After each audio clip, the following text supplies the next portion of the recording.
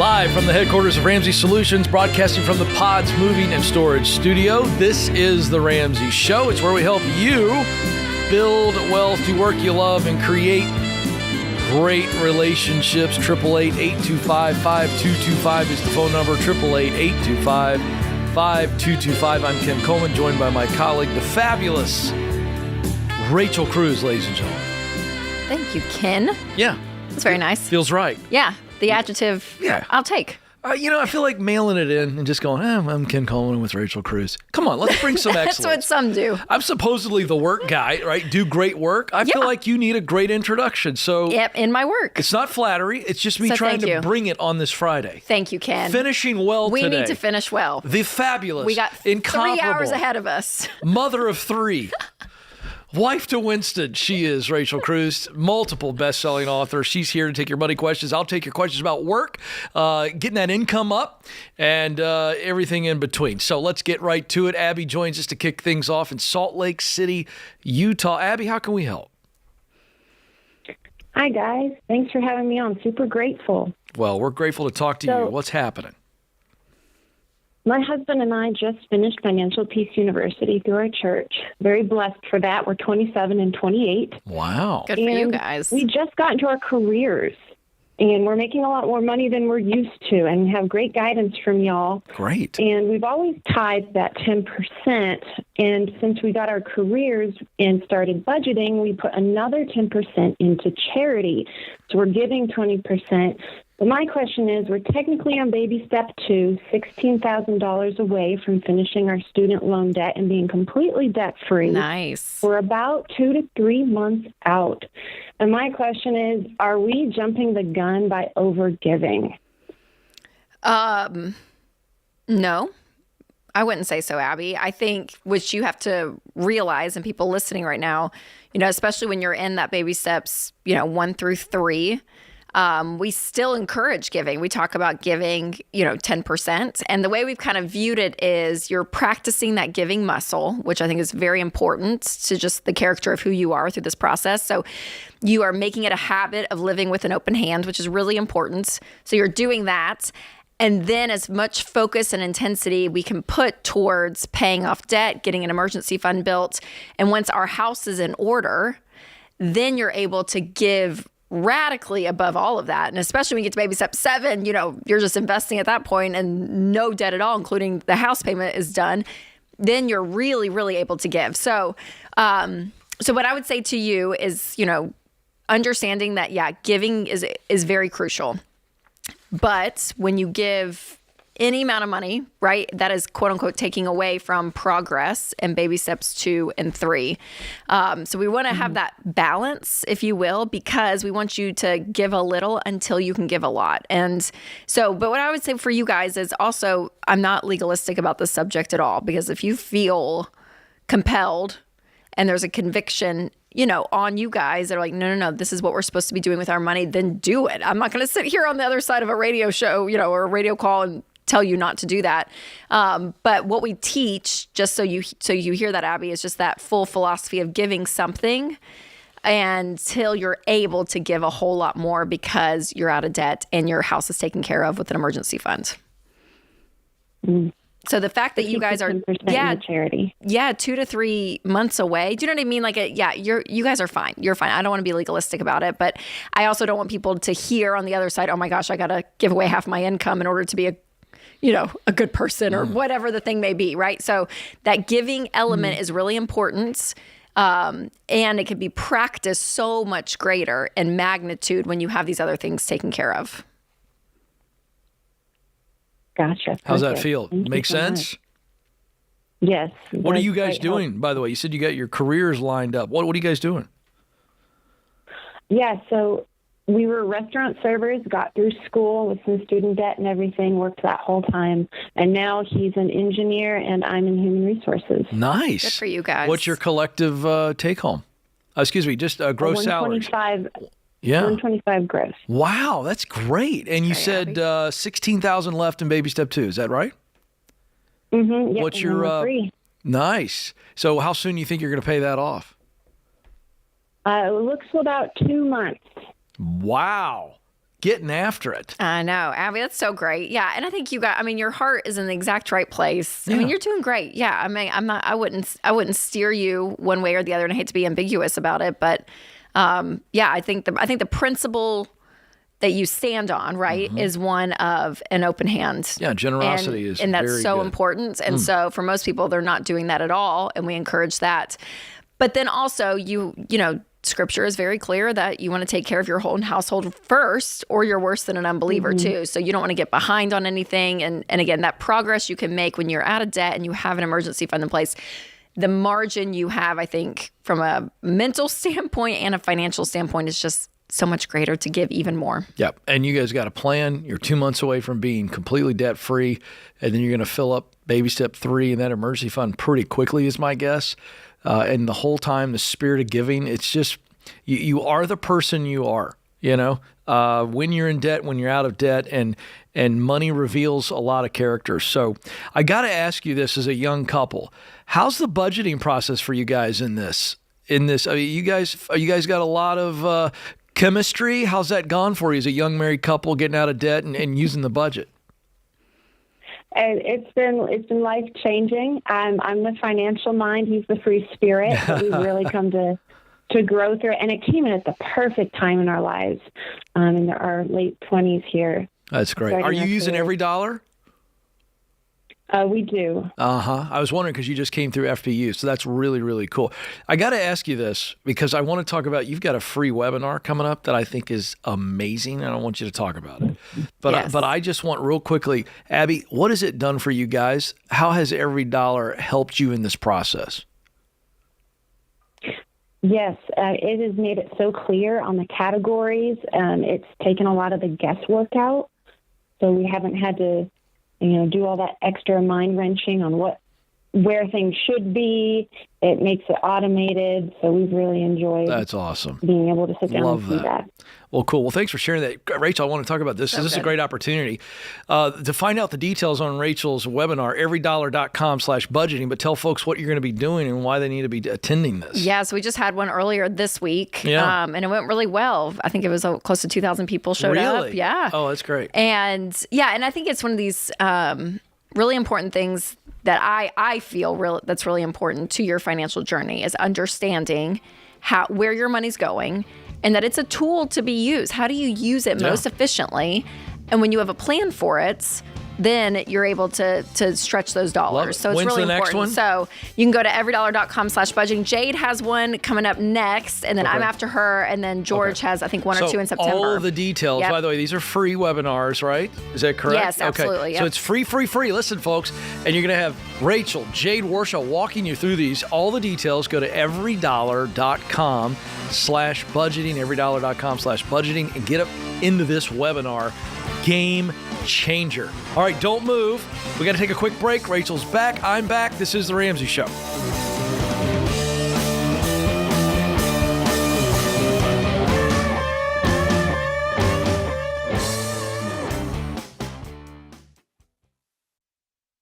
Hey, if you're in over your head with student loans and tired of getting calls from collection agencies, if private student loan debt is taking away your financial peace and you don't see any way out, you need Y Refi. They're not a debt settlement company, and they're not connected to a bank. Y Refi refinances defaulted private student loans that other places won't touch and gives you a custom loan built for you based on your ability to pay. So when you refinance your private student loan debt with Y Refi, you'll have a payment you can afford with a low fixed interest rate you couldn't get anywhere else to help you stick to your budget and work the debt snowball. And you can save thousands of dollars. To learn more about this custom refinancing option and a lump sum payoff option you could qualify for after 24 months, call 844-2-RAMSEY or go to yrefi.com/Ramsey.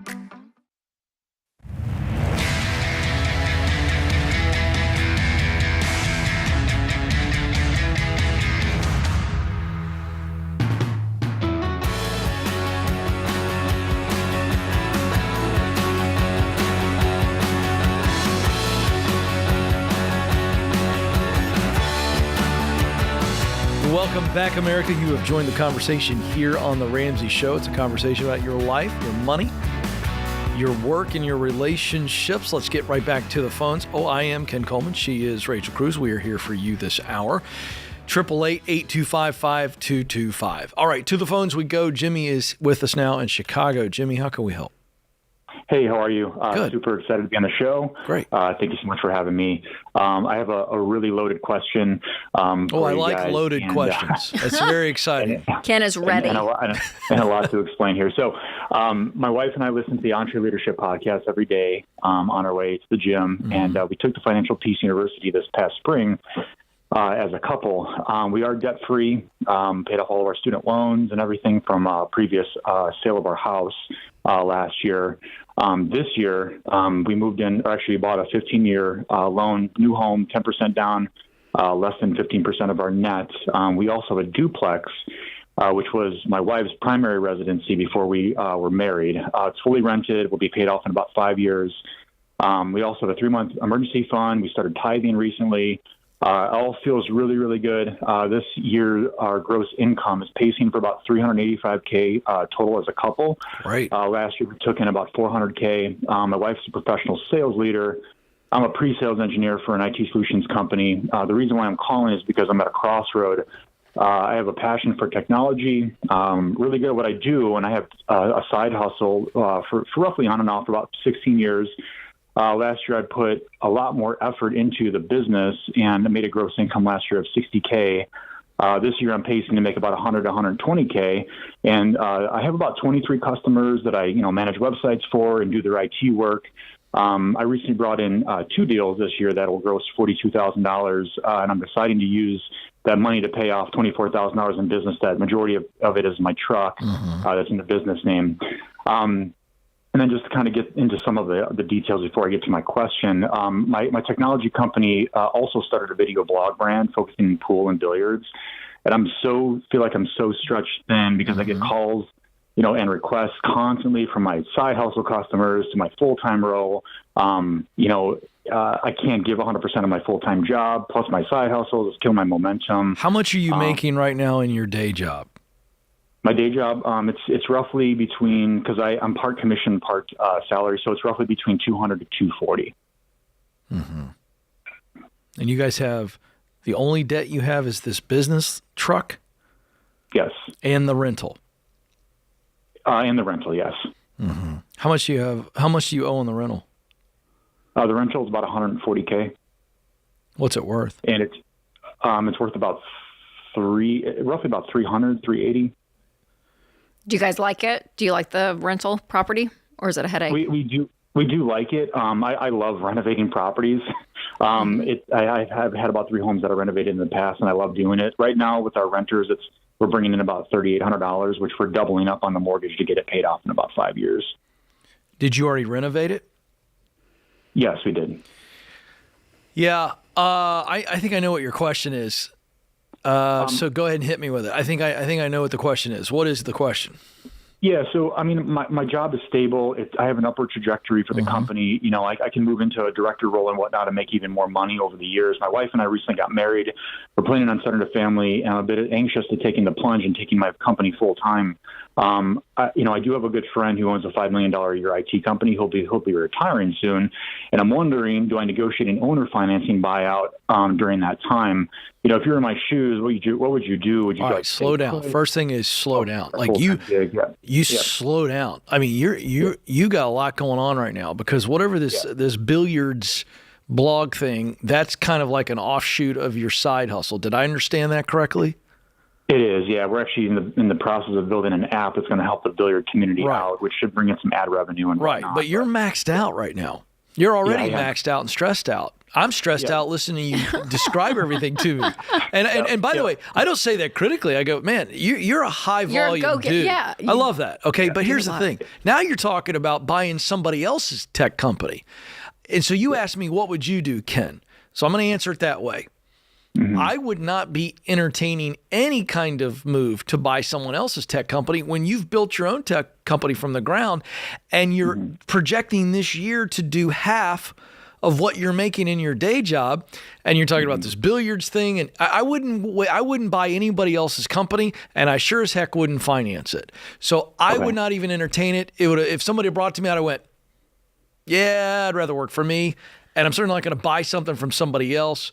I think you're already at a place where financially, I'd say you may be 6 months away at max to moving full-time into your current gig. It's not like you're taking a huge pay cut. You're already at a place now where you've got to choose. And it's going to start affecting you physically, mentally. It could affect your day job. Your wife's making good money. I think you're pretty darn close to making the move. Yeah, Jimmy, if you went full-time, if you like had a dream world where you weren't doing your day job, how many more, like, have you projected it out that you could take on X amount of clients that are realistic, that you could actually get, what that income comes? Like, have you run those numbers? Because I bet the way you function and the way you think, in my head, you're going to get back up to 200. I would think. Yeah, I agree. There's a small town that I have about 4 or 5 customers literally in that town, and if I expand out to much larger companies out there, I can easily double that. Yeah, and this is all with the assumption, Jimmy, that you enjoy the side hustle more than your day job, correct? Oh, I love it. Yeah, I love solution selling. Yeah, so that's what I'm good at. All right, so Jimmy, here's what I would do. I'm not telling you to do this, so I want you to hear me stipulate. This is what I would do. Since you love renovating houses and you've already renovated this duplex, I'd go ahead and take the cash. I'd get rid of it. A duplex for me is not a long-term hold. I know you're getting good rent on it. I know you're 5 years away from paying out, but this is what I would do. So at this time of transition in my life where I want to go all in and work for me, I'd sell the duplex.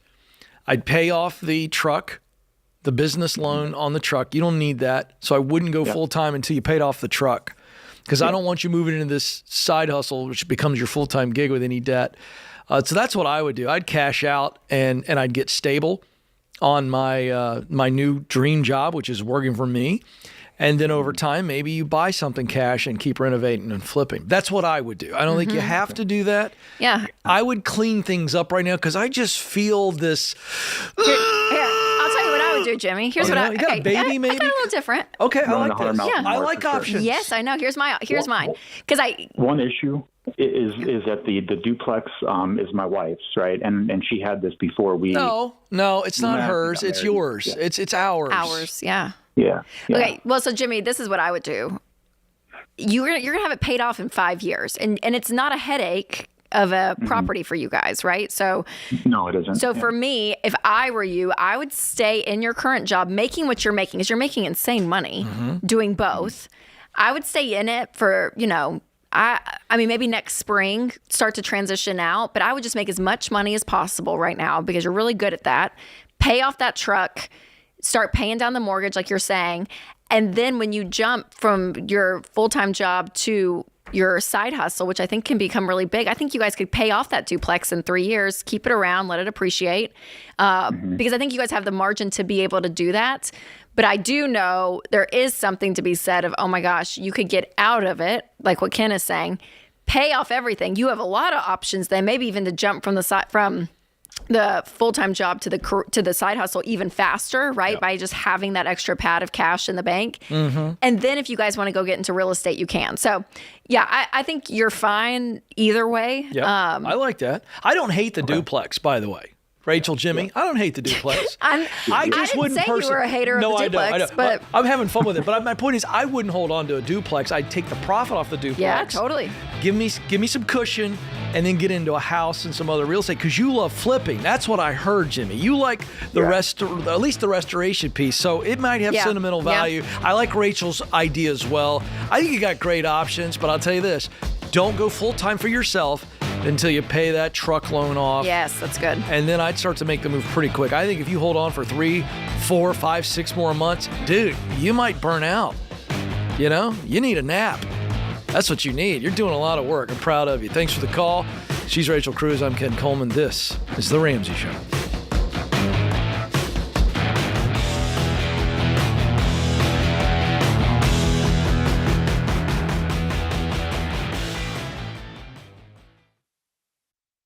Hey guys, being free to make your own medical decisions is a big deal these days. Christian Healthcare Ministries gives members the freedom to choose the doctors and providers they want without the frustration of worrying about networks and with no waiting period to join. It's a membership-based nonprofit ministry where hundreds of thousands of Christians share funds to pay for and pray for each other's medical bills. For over 40 years, CHM has helped families living across all 50 states. So see if CHM could be right for your family.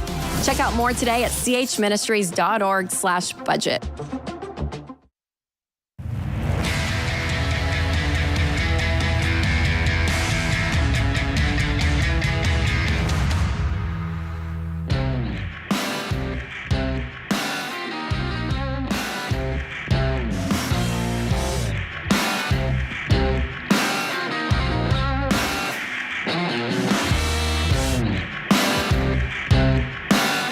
Welcome back to the Ramsey Show. I'm Ken Coleman. I'm joined by my colleague, the fabulous, fantastic Rachel Cruz. We're here for you this hour, 888-825-5225. That's 888-825-5225. Today's question of the day is sponsored by our good friends over at Neighborly. They're your hub for home services. In other words, they keep Ken and Stacy Coleman married because I can't do anything around the house. Very different than Winston Cruz. You're the love of your life. He's handy. I'm not. He is. I told him he needs to start the modern Renaissance man site because I'm like, I got an idea for this. There's a lot of things. He's going to hate me for what I'm about to say. Winston, I apologize. I think he needs to start making some cameos on your Instagram page with some quick fixes that all those ladies follow you, save money. And they show it to the Ken Colemans of the world and go, hey, you can do this. Look at this. Rachel's husband said you can do this in 2 minutes. Yeah. He'd be a sensation. Who knew the difference between distilled water and regular water and batteries, all this stuff? I don't know any of that. Yeah, see, I already neither. learned something. Me neither. All right. So maybe we should. Okay, keep going. But Neighborly is here for everyone. You poor ladies out there who are married to guys like me, Neighborly's here for you. Whether it's a simple repair or a whole list of home improvements, Mr. Handyman's experienced professionals are here to make your home work for you and make your marriage much more. That's not in the talking points. That's just my point of view. Visit neighborly.com to find expert home service providers, including a locally operated Mr. Handyman near you. So today's question comes from Mary in Florida. My boyfriend and I have been dating for 8 years, and I just introduced him to you and your 7 baby steps. Uh-oh. He is on baby step 1, and I'm continuing to invest my 15% and working on paying off my mortgage. We are 53 years old, live in separate homes, and I'm very nervous about moving in and or getting married to him because we think about money so differently. I always think, what if? And he always has the mindset and approach that things will just work out. I would appreciate any advice, suggestions, or your perspective any perspective you might have. All right. I before you get into the money, I gotta jump in here. Dating for 8 years and you're 53? Come on. It's time to commit. Paint or get off the ladder? Is that the old saying? Poop, get off the pot. That's one. That's one too. Put a ring on it. Why Single buy ladies. the cow when you get the milk for free? I mean, I could keep going. I mean, this is a situation here. 8 years? 53? Yeah, They live in separate houses? Yeah, we got to wrap this thing up soon. For sure. As you take a sip. What do you think here as a woman? Wouldn't you want the guy to go, dude, get your financial life in order. Commit to me, man. What are you thinking? Well, I would give him a little grace. I mean, not. You're very nice. You're nicer than I am. Not in the relationship, but the money aspect. Because here's the deal: he may not know how to handle his money well, right? And sure, I guess at a certain age, you would expect people to be like, okay, hey, I'm going to be proactive and look into this. But some people aren't, and some of you listening are in your 50s and you're just discovering us for the first time, right? So I would give him a little grace. Now, if he is very, if there's a lot of conflict around it, if he's like a no-go on any of this, if he's going to be racking up debt and you're trying to stay out of debt, like if there are values in place that are conflicting, then yes, you need to know if you move forward in a marriage, that is a major issue. That is a major issue. But for him, he may just be like, oh, I don't know. And then, hears it and it's like, okay, cool. I can kind of get on board. That's great. Like he may not think this guy's a he, go along. He may not be as enthusiastic about it but I think that's okay too, because there's a lot of couples out there that do our plan where one is like so on board and so hardcore and all of it. And the other one's like, yeah, I'm not mad at the advice and I'll do some of it, but I'm not going to be like, that's a good point. All in it 24/7 like some are. So I think there's a balance here. He feels like the free spirit. You feel like the nerd. But the biggest thing is just your values around money. Are you guys on the same page around that and working together as a team? Like all of that needs to be conversations, in my opinion. With other conversations about other things in life too. I think Mary and the boyfriend ought to come down to see you and Dr. John Deloney for the old Money and Marriage event, October 19th through 21. Oh. Do you have to be married to come to that? I don't think we would like kick you out if you weren't. It's not like you're going to check IDs at the door. No, we're not. Bring your marriage certificate or you don't get entry. We're not doing Deloney that. said yesterday that it'd be good for like premarital stuff too. See? Oh, perfect. There you go. Yeah, so there it is. I'm just looking out for the people. But yes, because that's about getting on the same page. Oh, yeah. Money and marriage, it's why we call it that, Pretty good. October 19th to 21. All the details, by the way, RamseySolutions.com/events. And Money and Marriage. So that's coming up in October. That'll be fun. I won't be there. I'll be watching college football that Saturday. I'm not on the docket. Enjoy. Oh, yeah. I'm not griping. I might send you some pictures with my elbow deep and some chips and salsa. How's it going over there? You and John helping them couples? You guys up on the hill. Doing good. My team's winning. Go Vols! Yeah, I Go don't know. Vols. I don't know. Is that what you say? Roll Is that what Tide. Tennessee?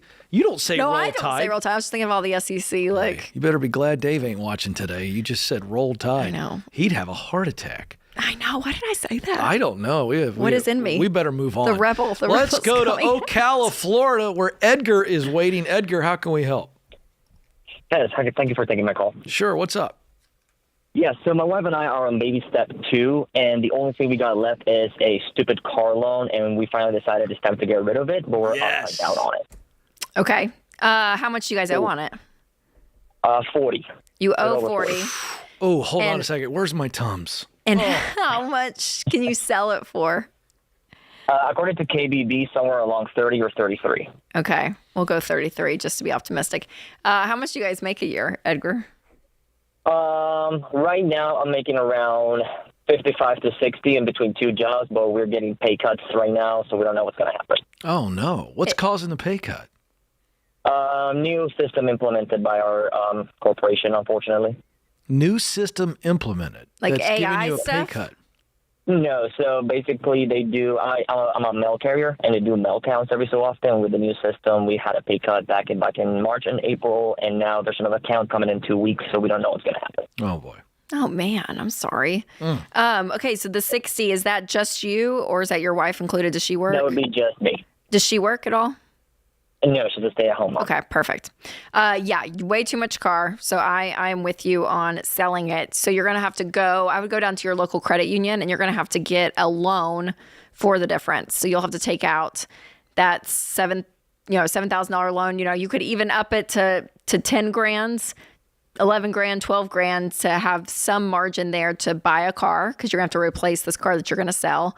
And then that will be the debt that you attack is that new loan. So a $12,000 loan is much better than a $40,000 loan. So I think that you guys are, 100% agreed. yeah, you guys are making the right call by selling this for sure. So I would just, take a loan out for the difference with a little bit more on top of it to get a beater, get a car that's not great, that you hate, but you're going to drive it for, 6 months while you guys work to pay this off, pay off the $11,000 or whatever you end up taking out. And then you'll upgrade over time car wise. But again, this is not a great car. And that's your only debt. Is that right?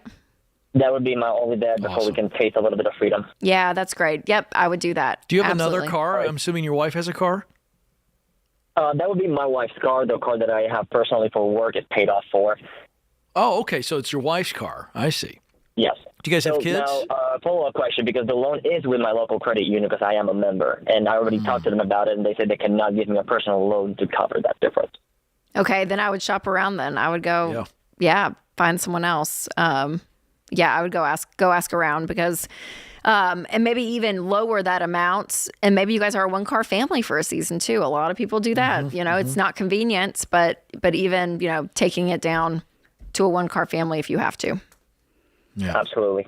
Yeah, great job, you guys, thank you so though. much, guys. Yeah, absolutely. Thanks for calling. And that's the stuff that, especially when you look at those numbers, $40,000 loan to a $60,000, I mean, even possibly getting a pay cut. Yeah. So you're owing on a car as much as you're making. So that's the time 100% you're going to sell. Sometimes we tell you if you can pay it off within 18 months and it's less than 50% of what you make, maybe you can keep the car and put it in your debt snowball. But situation like this, it's an automatic sell.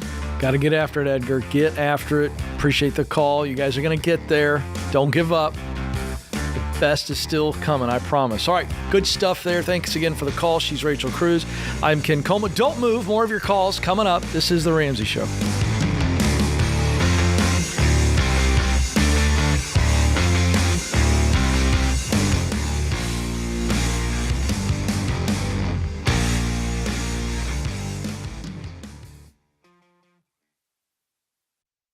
It's a competitive home buying market, but there's a way you can get an edge.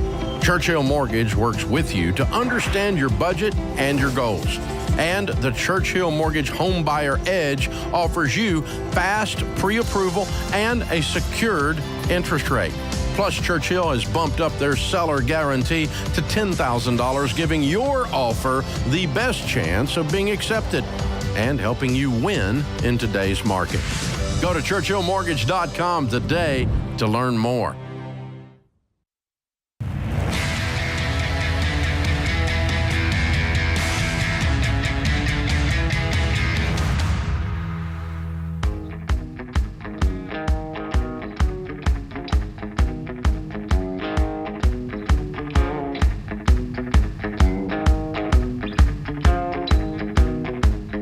This is The Ramsey Show, where we help you win in your life, specifically your money, your work, and your relationships.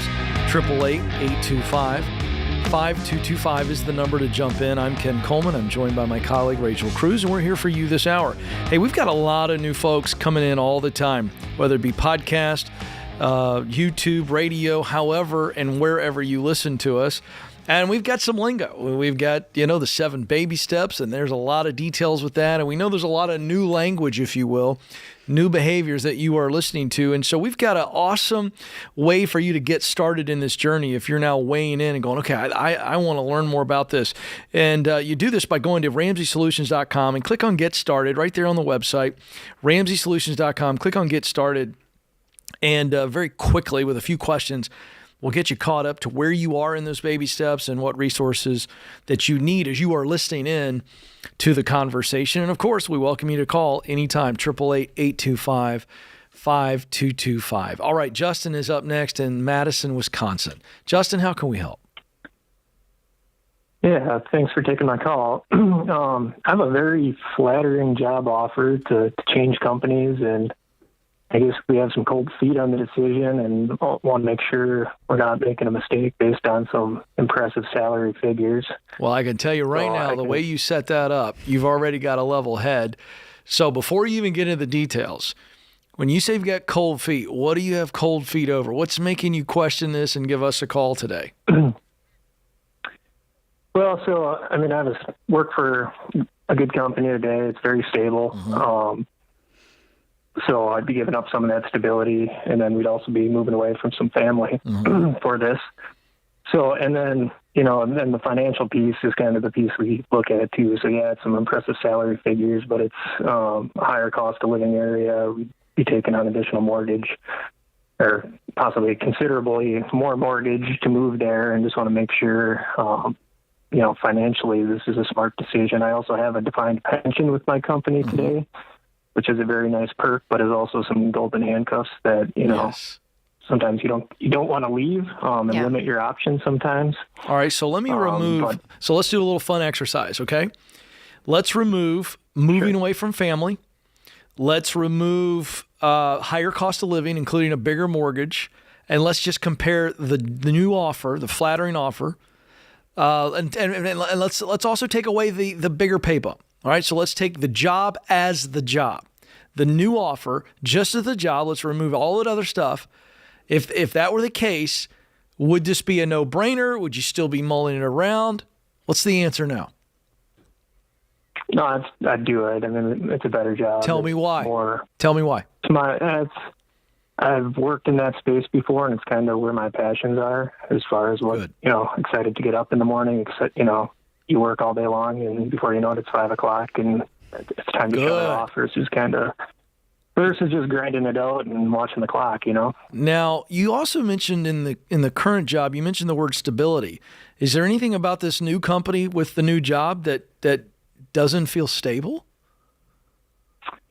So I'm familiar with the firm. I've worked with them in the past. They're a partner with my current company, so we had a prior relationship. So I think from a hiring perspective, they might be, a smaller company. They might be a little bit more flippant about, terminating people or making changes. But I'd also say this company has pretty good stability too. That's one of the things I respect about them. You look at their org structure, and they have a lot of 20, 30-year employees there that are very loyal to that company. Okay, good. So the reason I ask you to walk through that is because what you've done here is you've now hopefully identified, you heard yourself say that it's just change. And the very notion of change sometimes feels like instability. So let's talk about where you would move to. Let's talk about, I want Rachel to dive into some of these numbers so you can feel good about this. Where would you be moving to, and what type of house? What do you owe on your current house? Let's say we made the move. Walk us through the financials. Sure. It's Boise, Idaho is the destination. Boise's great. So currently we owe about $150,000 left on our mortgage today. What's the house? What could you sell it for? $750,000. Oh, wow. Yahtzee. Good job, y'all. I like where this is headed, Justin. Okay, so then... so for a similar caliber house there, you'd probably be talking another $200,000, though, in that market. What, $850,000? No, probably more like $950,000 or even a little more. Okay, gotcha. $950,000. Okay, well, wait a second. Does it have to be the exact same size house? It doesn't, but we've taken a trip out there, and based on where the kind of area we'd like to live and what the home calibers are, that's what we'd be looking at. And what are you going to be making in the new job? So right now I'm making like 160 to 190 with bonus, depending on the year. This job is probably 300 to 350. Okay, so listen, with the equity in your home, if you go and just say, hey, we're going to take all of that equity, buy a $950,000 house, if that's what you guys choose to do. Then you guys only have, you have a $300,000 mortgage. Nothing. And you're making $300,000, so you guys could pay this thing off. And it's not like you guys are moving to Southern California or San Francisco or the Bay Area or something, right? I mean, this is very doable, Justin. You're a very cautious person. Maybe a little scarcity mindset at times. I'm not going to just label you that, but I'm going to say at times. So I want to be someone that just says, numbers wise, there's nothing like liberal leaning on it, right? This is very conservative numbers, very doable, a very doable lifestyle with this change. If you guys choose to. And just like Ken said, you may not even need, you may not want the $950,000 house. Maybe you find one for $800,000. But even if you do, Justin, hear me say, if you guys took out a mortgage for $300,000, $350,000, you're still going to pay it off. You got a better life. Work you love with a ladder. Boise's a wonderful place to live. Do we help with this fear? What are you feeling right now as we walk you through those numbers? No, that's very helpful. I mean, I think, there's various pieces of it, and the financial one is kind of the one that's like, well, it could be an expensive house, and you won't even feel it. Do you acknowledge that what Rachel just said, if you were to do that, you wouldn't even feel that? No, you're right. Okay.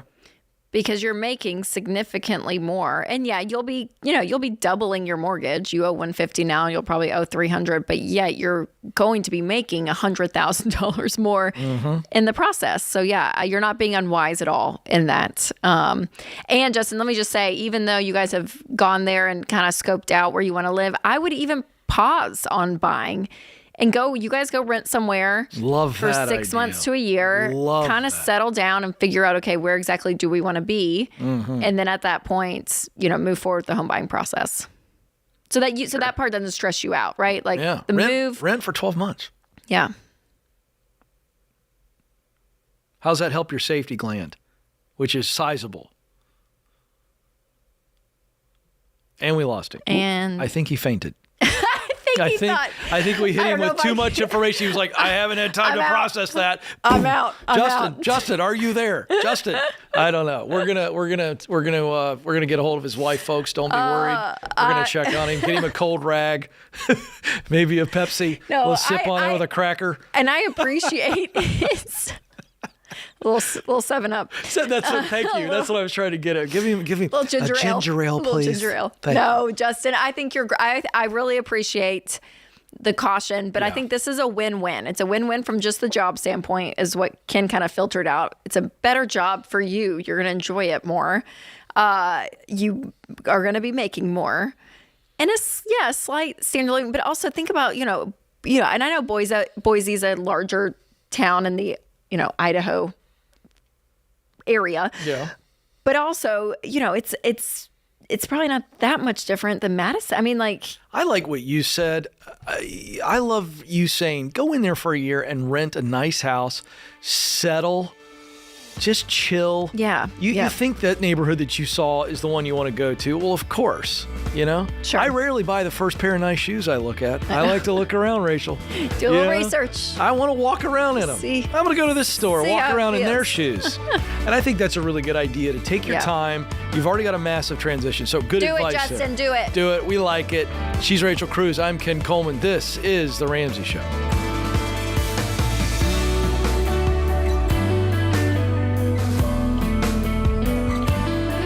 Hey, it's Ken. If you like what you heard in this episode and want to know more about getting started on the Ramsey baby steps, go to RamseySolutions.com and click on the Get Started button. We'll help you figure out the best next step for you based on your specific situation. Again, that's RamseySolutions.com and click Get Started.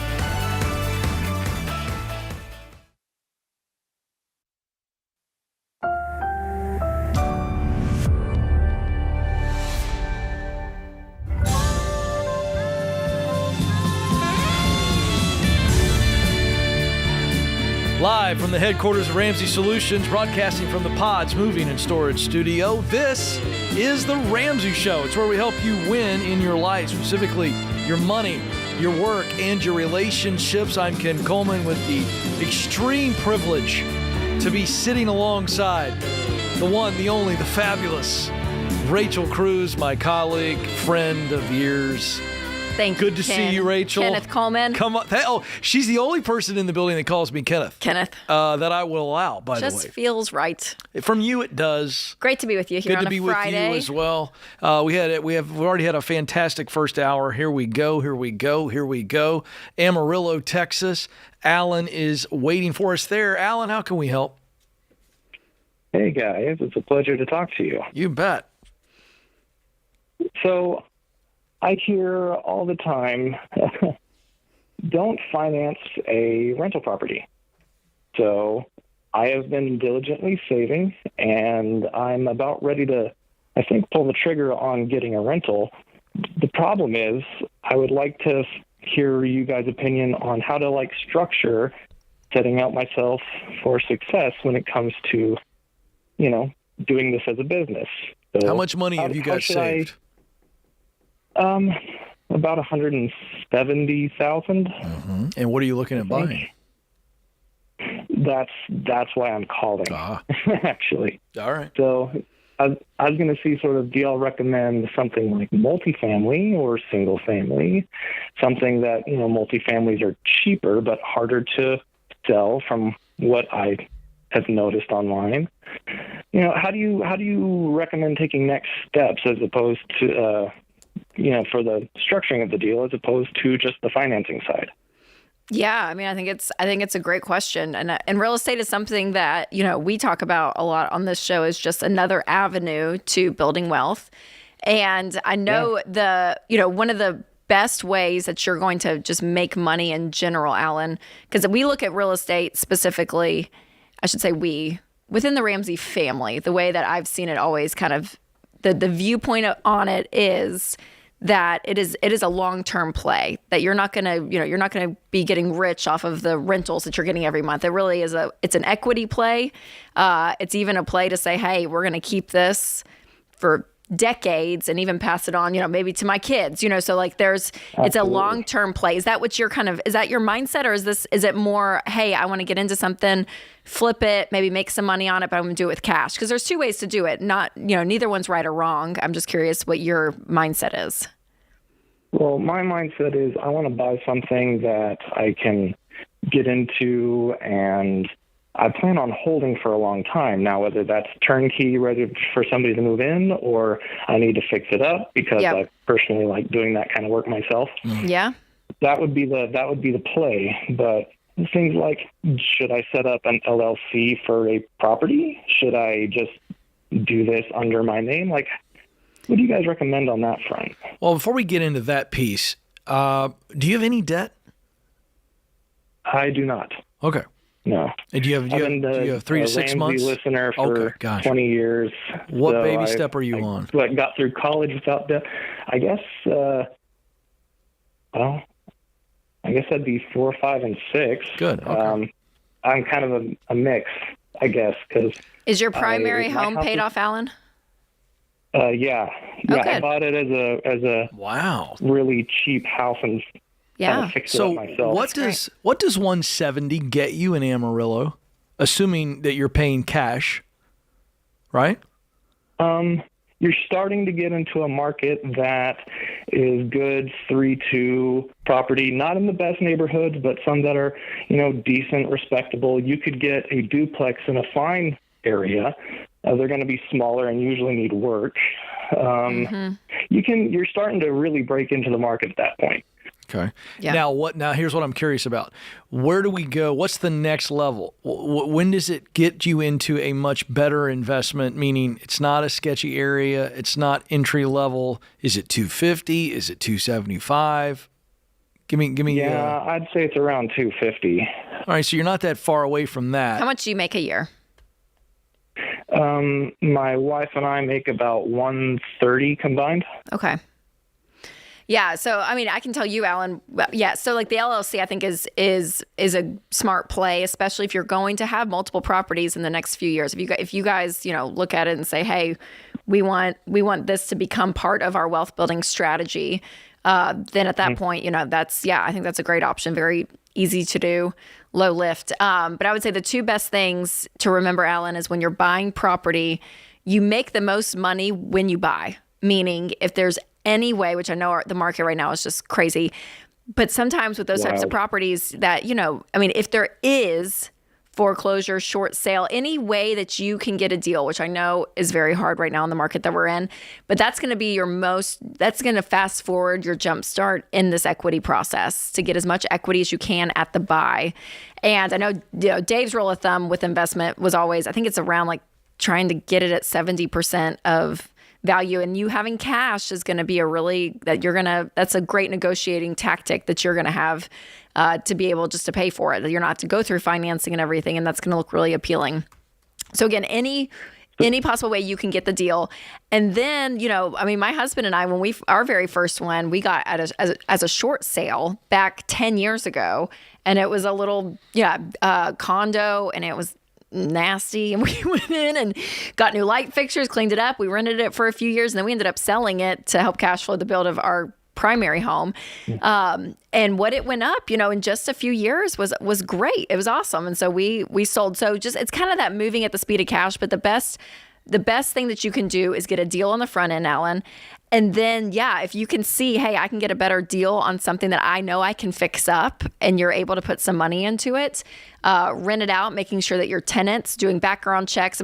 Go through that process so that the renters you have are as quality that you can get, is really important, just to make it as less of a headache. But also know, Alan, that you're starting a side business in a sense.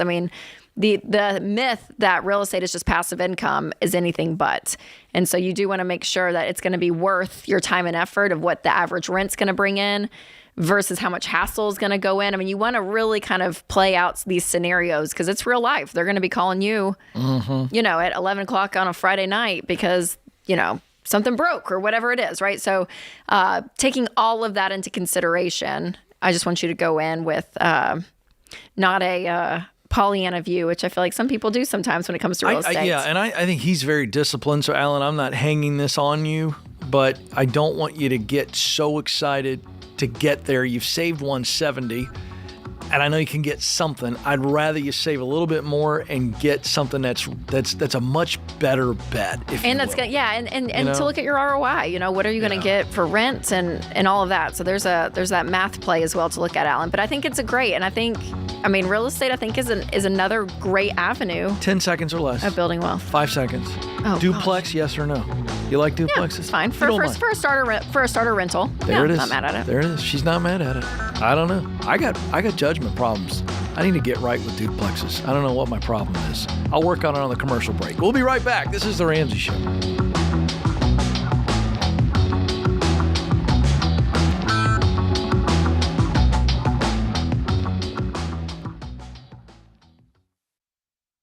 Hey, Dr. John Deloney here. I'm a huge fan of both meditation and prayer. And good mental health includes slowing down, gaining control of your thoughts, and plugging into something bigger than you. And Hallow makes it easy to start a daily practice of meditation, prayer, and finding peace.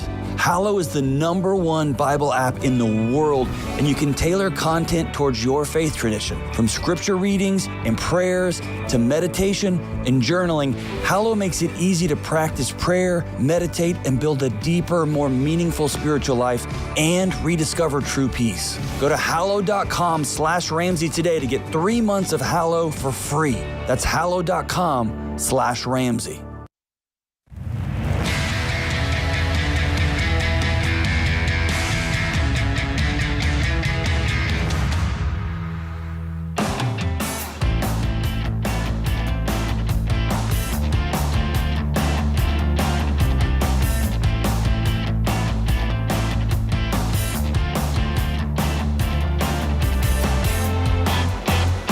Welcome back to The Ramsey Show. I'm Ken Coleman. I'm joined by Rachel Cruz, and we are here for you this hour, America. What are your money questions?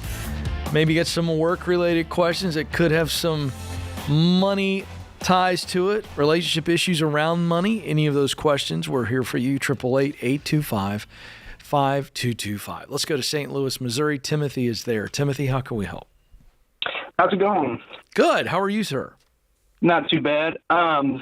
My question was career related. Right now I make $50,000 a year, and my wife is pregnant.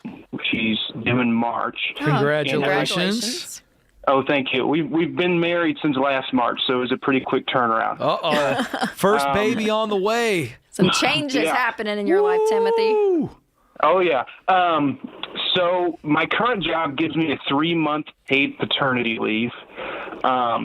However, I know the vice president of another company, and it's a totally different type of company than what I'm doing right now, but it has the potential to pay $10,000 to $15,000 more a year than what I make now. But there's no paternity leave. I would just have to take my vacation days as my paternity leave. So I'm my wife and I are kind of debating the pros and cons. We're on baby step number 2. Mm-hmm. Let me ask, if you were to take this new job and you're going to make 10 to 15 more, is that right out of the gate? Is that down the line?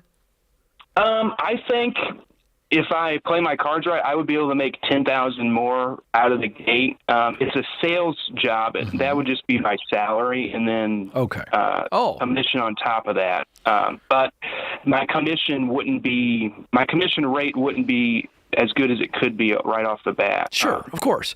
But what's the long-term play? Let's say that they had all of the paternity leave that your current job has. Would you be jumping at this new opportunity for the long term? Right. Yeah, probably. I mean, my current boss has kind of outlined a career path as well. It would just take probably a couple of years to get to like $70,000 a year. If you took the new job and you use vacation, how much time would you take off? I would probably take a month off. I think I could get that. How are you going to get a month's vacation in a brand new job? They would just I think I mean, I may only be able to get 2 weeks, but I think I could. All right. How much? Just because I have an in with the vice president, and I know a few people who work there, and they seem really interested. So, what if you came home and told your wife, "Hey, I'm only going to take a week off"? How would she handle that? Probably not well. The 3 months is nice. The 3 months is nice, and I've been door dashing quite a bit, so that's Timothy. kind of How much debt do you guys have left? So I just read Total Money Makeover last month, and complete paradigm shift. We paid off $1,500 since last month. Wow, great job. Yeah. Baby step 1 was already pretty much taken care of just for my savings. So we owe $2,000 left on credit cards. I plan on having that taken care of pretty quickly. We do have a car, $20,000 on the car. I have $23,000 in student loans, and then the home is $121,000. Okay. Okay, so what I would suggest, Timothy, I would take the new job because you're going to be getting a massive pay increase, which is phenomenal. I mean, $10,000 more off the bat is going to with better long term too. Yep, better long term. We teach people that when you're expecting a baby or a big life change coming up, and this would be for somebody that's about to move for a job, or there's a big shift happening, something medical is coming up, and that you can foresee. We will say pause the baby steps. So I actually still want you working the same intensity that you're working, but I want you guys just piling cash. Stay current on all of your debt, but I want you to pile up cash until after March, when your wife comes home, baby comes home, everyone is good. You're going to press play, and I would hope by that time you're going to be able to you'll pay off the credit card immediately. Hopefully majority of the car loan you'll pay off immediately.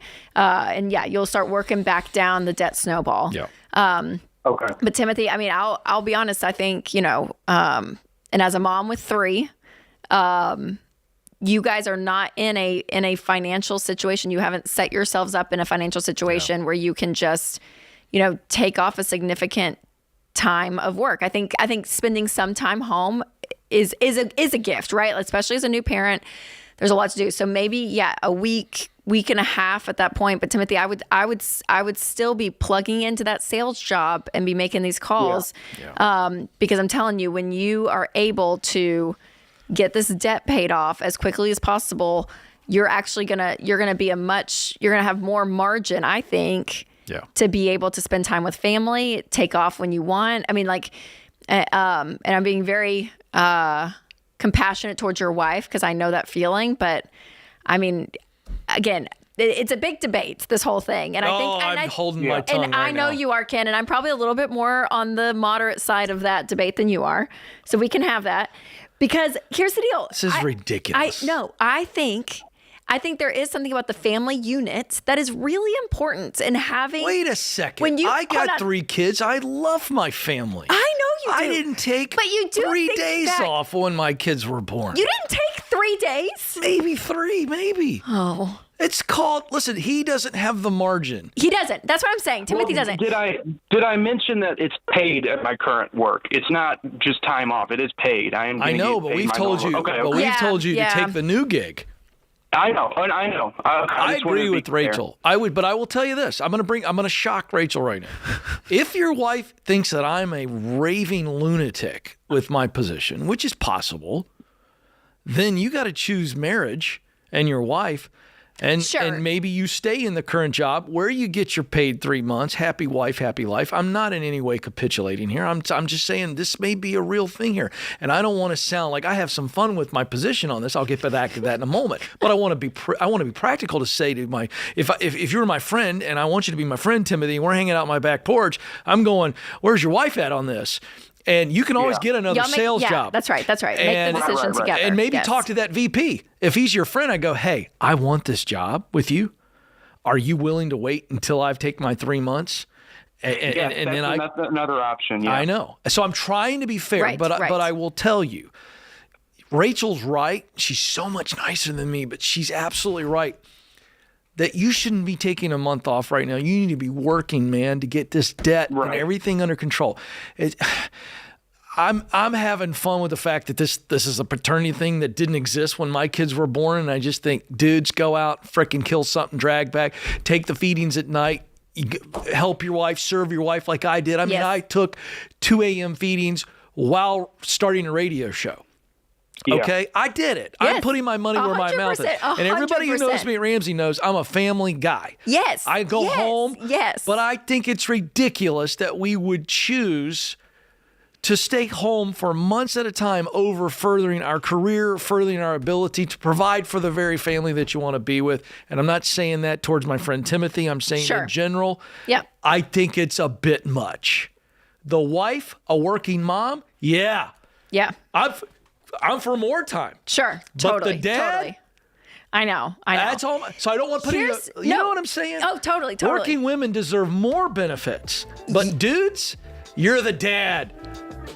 It's gonna be okay. Right. I hear you. I just know when you look back though, and you look back hundreds of years though, of just the way the family was run. It was it was an agricultural type setting. The family worked together. They did everything together. There's something about the family unit that is so separate And while now the mom was nursing the baby, Dad was out picking the pumpkins. Well, Mom's got her strapped on her back, and she's still working back then. I mean, she had the baby on her back. I know, but I'm just saying that family unit is. Paternity it is so leave. crucial. Oh my God. Jeez. It's nice to have the help. Toughen up, America. This is The Ramsey Show.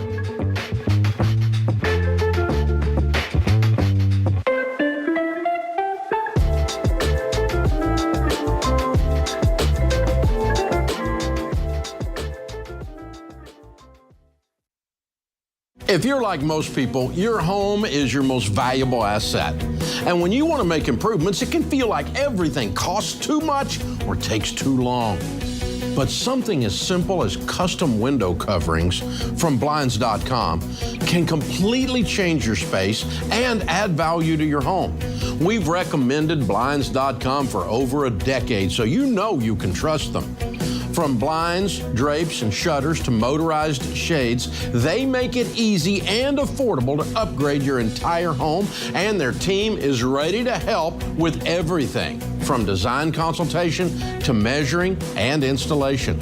Plus, there are never any misleading quotes or hidden fees. Everything's backed by their 100% satisfaction guarantee, and shipping is always free. See why Blinds.com is the #1 online retailer of custom window coverings.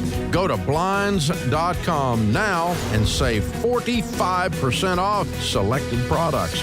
Visit Blinds.com today for more info.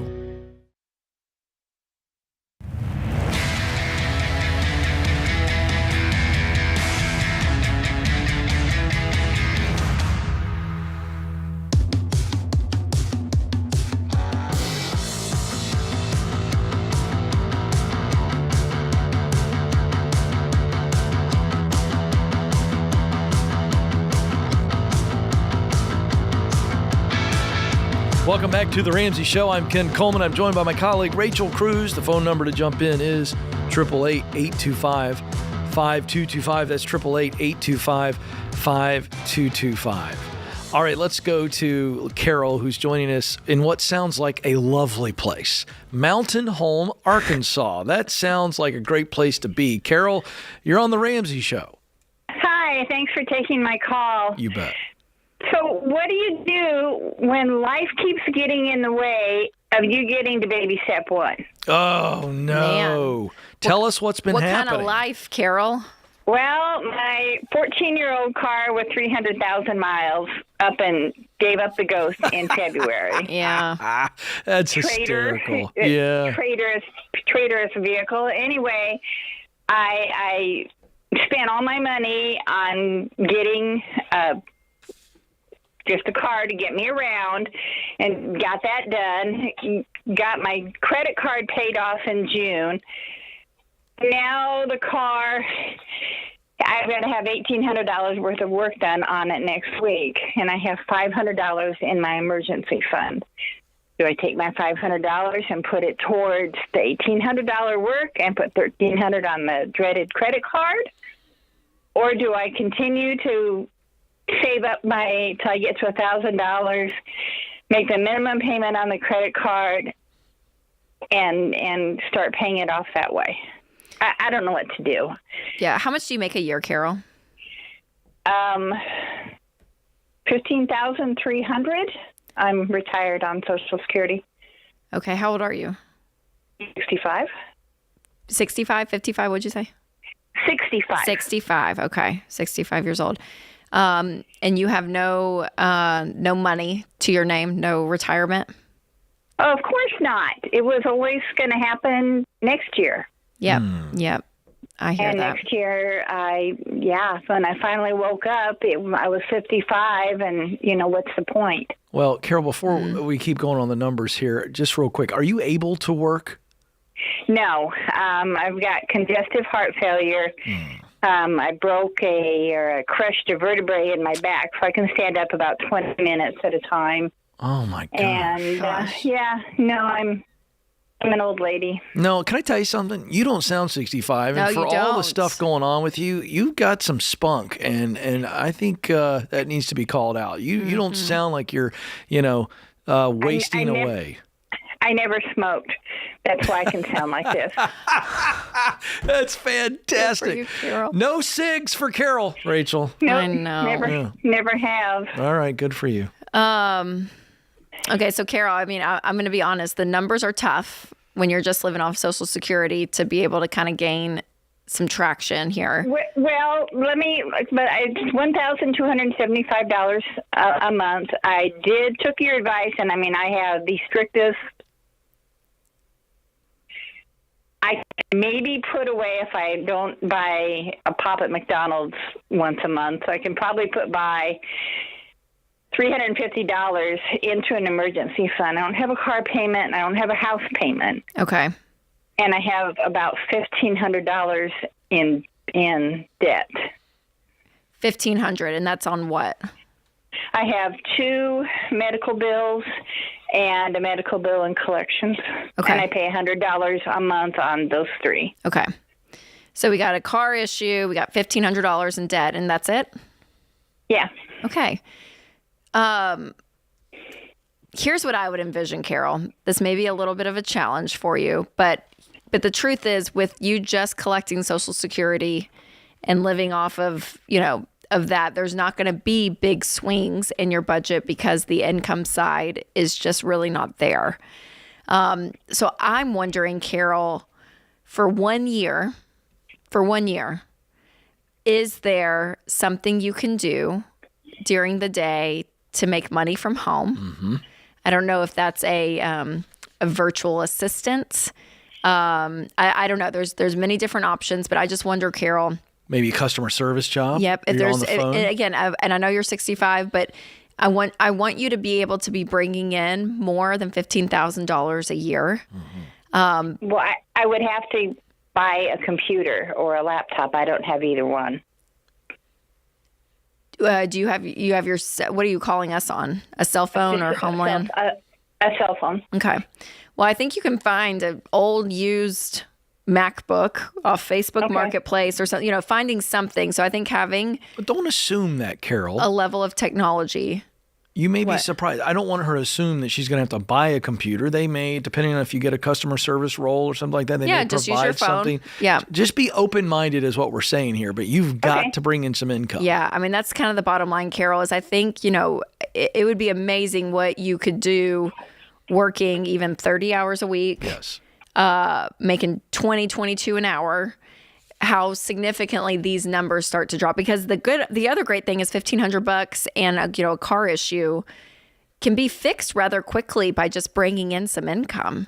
And so I think that would be the biggest thing for you. But as far as your car, how much could you sell it for? Could I sell it for? Yeah, how much is it worth?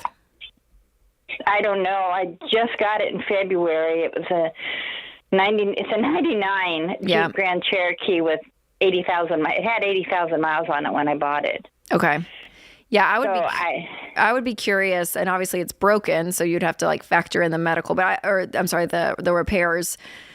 But I wonder if you would be able to somehow, if it's worth, how much did you buy it for back in February? $3,500. Okay. Yeah. I mean, I'm wondering, Carol, honestly, if you could I just wonder, putting $1,800 into a $3,500 car feels like you're just kind of spinning your wheels at that point. Yeah. So, I mean, you could look to see, is there another option out there? Could you sell it? I mean, I can't in good faith tell you to go and fix your car on a credit card. We're never going to tell you to go into debt. So right. No, I know. And that's, I guess, the main question is, do I continue to take money out of my emergency fund, empty my emergency fund when something comes up? Or do I put everything on a credit card till I get my $1,000 and then start whittling away the credit card? No. You're taking it out of your emergency fund. You're cash flowing as much as possible. That's why it's there in case of an emergency. So instead of continuing to go deeper in credit card debt, use the cash that's there. And I wonder too if there's something, Carol, even with the current card, to go get a second opinion. And I wonder if you can, find something that it's not going to be a long-term fix, but something to at least get you to and from, the store or what you need around town for $500. And then hopefully you're possibly getting a job here in the next month. And you're going to be bringing in some more to buff up that emergency fund back at $1,000. But staying current, on those medical bills is key. But I would cut up the credit card. I wouldn't even let that be an option. And then when that's not even an option, that's when other options start to come into play, where you have to realize, okay, if I can't charge it on a credit card, what do I do? Yeah. I'm going to have to get a second opinion. I'm going to have to look to see, is there a cheaper way to fix this car? Yeah. And Carol, I just want to know what kind of community you have in Mountain Home, Arkansas. Are you a part of a church community, or do you have friends and people around you? Because you're a awesome lady, I can just tell. And this is what community is for. Someone might have a car that they're not using, an extra car that you could use for a while. I mean, I want you to have the courage to say, I need help. And I know that's not easy. What's your situation there as it relates to community?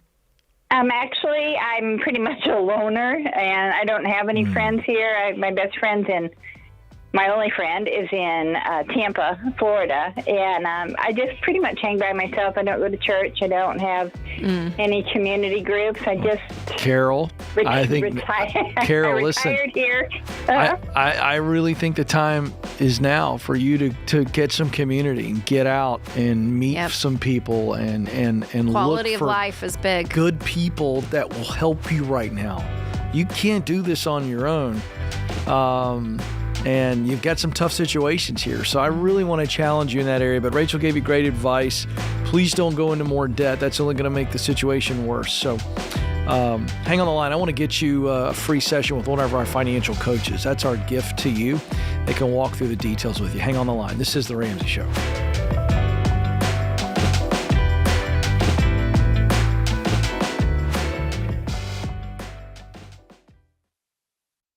Well, you've all played the telephone game. The first person whispers a message to the second person, who whispers it to the third, and so on around the table until the original message has completely changed. Multiply that confusion by 100 if you run a business with different software systems that don't talk to each other. That's why there's NetSuite by Oracle. In the early days of Ramsey, we were using different systems for all of our business units. We needed one single source for accurate data. NetSuite was the software we used to optimize and take us to the next level. NetSuite gave us the visibility into all of our numbers so that we could communicate across departments and plan ahead better. And as we grew, it scaled with us. NetSuite worked for Ramsey, and it will make a difference for your business too. Join the more than 34,000 customers who trust NetSuite to help make them smarter and make better decisions and level up their operations. To learn more, get a free product tour at netsuite.com/Ramsey. That's netsuite.com/Ramsey.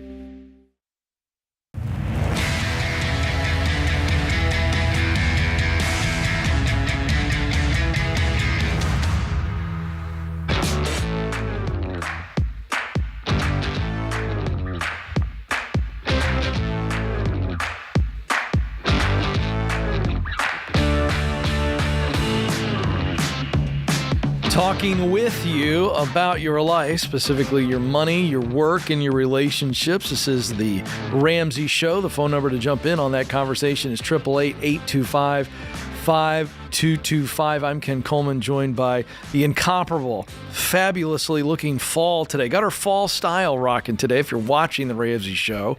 The audience is loving it. You're getting comments. You're going with the sleeveless sweater. Once the kids go back to school, it's like fall. You just go ahead and break out the fall clothes. Yeah, summer's over, and I'm with you. We're here in fall. That's what it feels like. I can't get to sweater weather fast enough.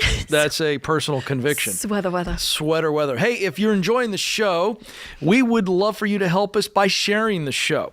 However you're watching, wherever you're watching, subscribing and sharing helps us get this message of financial peace, taking control of your life out to a lot of people. And this is fun, Rachel. Our fearless leader, James Childs, saw us in the hallway here during our last break, and this is really fun. Just 3 of the many, many reviews we get that we're asking you to do for us. We've got one from New Zealand. I listen to the show every single day while farming here in New Zealand. This is exciting. So good. I got to call my mom and tell her that I'm a huge deal finally. I've made it. I am now global. I'm not, who's that guy? Who's the bald global? He calls himself who is that? Pitbull. I'm no Pitbull, global superstar, but I am on in New Zealand right now. Somewhere a guy is herding sheep and listening to my voice. It's very exciting. And then we got one from the UK, which is my personal favorite. If I was going to leave America, you go to I would become Jolly British. Old Chap. Give me your do say, oh chap. Give me your best. Yeah. I love the Brits. They're very nice. I love riding the tube. You know? Oh, look at you're such a local. I am. I rode the tube everywhere. And then we've got one from Paris. And so that's nice too. So we are all around the world. That's what's so fun about this YouTube and podcast stuff. It's crazy. The world is truly flat. So choose Paris, London. Which one? I've never been to Paris. Oh, you haven't? No. I'm very surprised by this. I know. Nope. Maybe Winston's saving it for a big anniversary. Yeah. Who knows? How many years are you guys at? 14. Maybe. So maybe the old 15. Maybe the old 15. Maybe the 25. We'll see. Okay. I think you would like Paris. You know why? Everybody sits on the sidewalk at these cafes and with the chairs facing the street. Which is fantastic. It's a very European thing. It's a people watching extravaganza. Wonderful. And I love it. Wonderful. Because I'm a people watcher. Oh, it's fun for me, A lot of fun people watching in Paris. So there you go. You got to save up your money. Got to go debt-free, folks. Remember that. So, all right, let's get to the phones. Boise, Idaho is where Eric joins us. Eric, how can we help? Rachel, Ken, happy Friday to you. Yes, sir, it is. How's your Friday? It's doing wonderful. Good. So late last year, I moved to baby step 6, and I've been paying extra on my mortgage debt. And I've been able to knock 5 years off the back end so far. Got about 225 to go. I think it's pretty aggressive, but possible I can pay it off in the next 5 years. But it's a new stage for me in the financial journey. So I was hoping you could help me learn how to frame my thinking about other big expenses while trying to pay off the house. Now, fortunately, I don't have any immediate needs, but I'd say there's a pretty high probability my car is going to die before the mortgage is gone. Uh-oh. Oh, my gosh, Eric. My thinking is like, if I set aside money for a car, the mortgage hangs around longer. But if I don't do that, then I'm going to have to dip into my emergency fund. And what did you say is going to die? Like an emergency. Sorry. His car's going to die. Your car. Oh my gosh. Oh dear. I don't even want to know what you thought he said. I thought you said it was someone in your family. I don't even want to say it because it's just don't say it. When Ken said, and then Ken said, "Oh no," and I was like, "Gee, Ken, you're a little insensitive." Yeah. No, he's talking about his car. This is gonna be a heavy call. Okay. What's the car? I'm so sorry. We got to give Rachel a chance to breathe. What's the car? Oh, it's a 2011. It's an old Chrysler 200. Oh, yeah. I don't know. It's got so many miles on it, the odometer stopped like 6 months ago. But, dude, would you have any money to buy a car right now? Buy a new car, Eric. Oh, yeah. I do. And that's what I'm trying to figure out in balancing, right? Because to me, like I have an emergency fund, but following the steps, like baby step 6, I'm throwing everything I can at the house, which has been really fun. to see like all the time coming off the back end of it.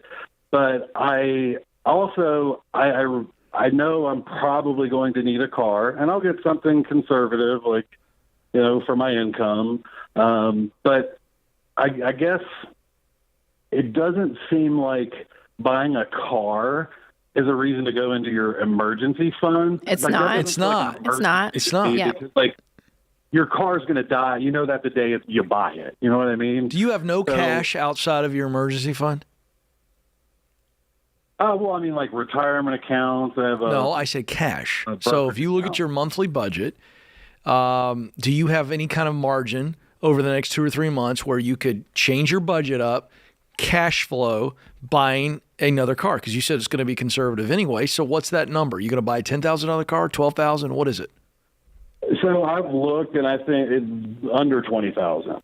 Okay. All right. So do you have any other cash outside of your emergency fund that you could put towards If you just paid the mortgage of what's owed, not extra on it, right? Just the mortgage. Yeah.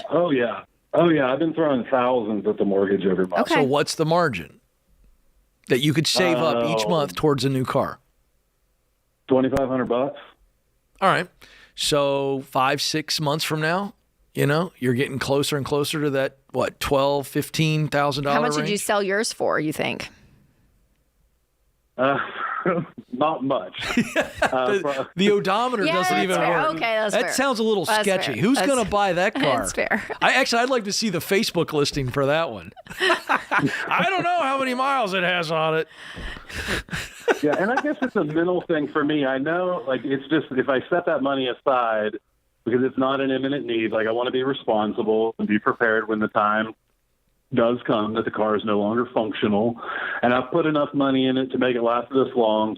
Like, I'm at that point where no more money makes sense. You know, it's just the blue book. So terrible. Eric, the way we look at baby steps 1 through 3 is that you are intense. This is like the game on, scorched earth. Like we're doing everything. Any extra penny we can get in the budget, it's going to pay off debt. It's going to an emergency fund, and that's really where we're focused. And then once you're on baby steps 4 through 7, which is where you are, 4 through 6, then at that point it's intentional, which means you can kind of step off the gas a little bit, breathe, have some margin in your budget to enjoy a vacation, save up for a new car, all of it. So again, saving up to buy a new car will, delay you months on paying off the house. But again, we're not trying to be intense at the house. It's just anything extra that we have, we're going to start putting towards that. So I understand your excitement, but I do want to give you permission to enjoy your life. Like you can pause and save up. Do you have a family, Eric? I've never been blessed with children, but I have the world's greatest wife. Oh, wonderful. nice What does she answer. say about all this? What's her take? Well, I think we're on board. Like, we have these conversations together. Yeah. And this is a great place to be for us financially compared to 5-10 years ago. Sure. But it's just new, so it's kind of like, well, we're not sure. Eric, I got you. While Rachel was giving you fabulous advice, I was researching used cars for sale under $20,000 in Boise, Idaho. You ready? I got a 2009 Honda Accord EXL, 127,000 miles, $9,800. All right, you don't like that? It's white? Yeah, okay. All right, I'll get you, how about a gunmetal color? 2016 Nissan Altima, 79,000 miles, 13,500. Got a 2014 Mazda, 116,000 miles, 12,900. I'm telling you, I'm all over it, Eric. Dude, you got the money. I like white and gunmetal gray. So you what? So it is okay to. So I basically need to like stop a little bit of my insanity. Eric, Yes, you're not calm insane. down. You're disciplined, but it's time But it's to too buy intense. a car. You're too, slow down a little bit. Get yourself a good car. Go on a nice trip with your wife. It's okay. You enjoy some of this life while you're still intentional about paying off the house. We love you, Eric. You're going to Good be job, okay, Eric. buddy. Get Doing you a great. car. Rachel Cruz, good hour. Thank you, America. This is The Ramsey Show.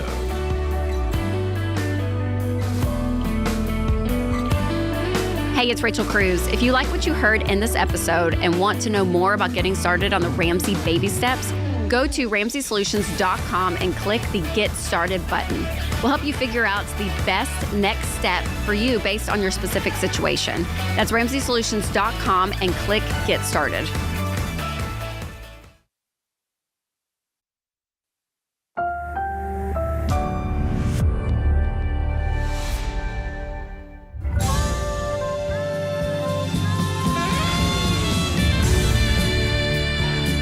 Live from the headquarters of Ramsey Solutions, broadcasting from the Pods Moving and Storage Studio, this is the Ramsey Show, where we help you win in your life, specifically your money, your work, and your relationships. The phone number to jump in is 888-825-5225, 888-825-5225. I'm Ken Coleman. I'm joined by my colleague, Rachel Cruz, who is fabulously dressed in all of her fall colors. She has got the kiddos off to school. She's ready for some SEC football. We're ready for fall, Ken. If you're only listening to the show today, you might want to move over to the old YouTube feed at some point, because the audience members in the lobby are loving the fall garb. Thank you. You know, you look the sweater fantastic. extra. Thank you, Ken. Fantastic. Thank you, Ken. So we are always having fun together. We're ready to go. The obligatory compliments are out of the way, and now I can do my job.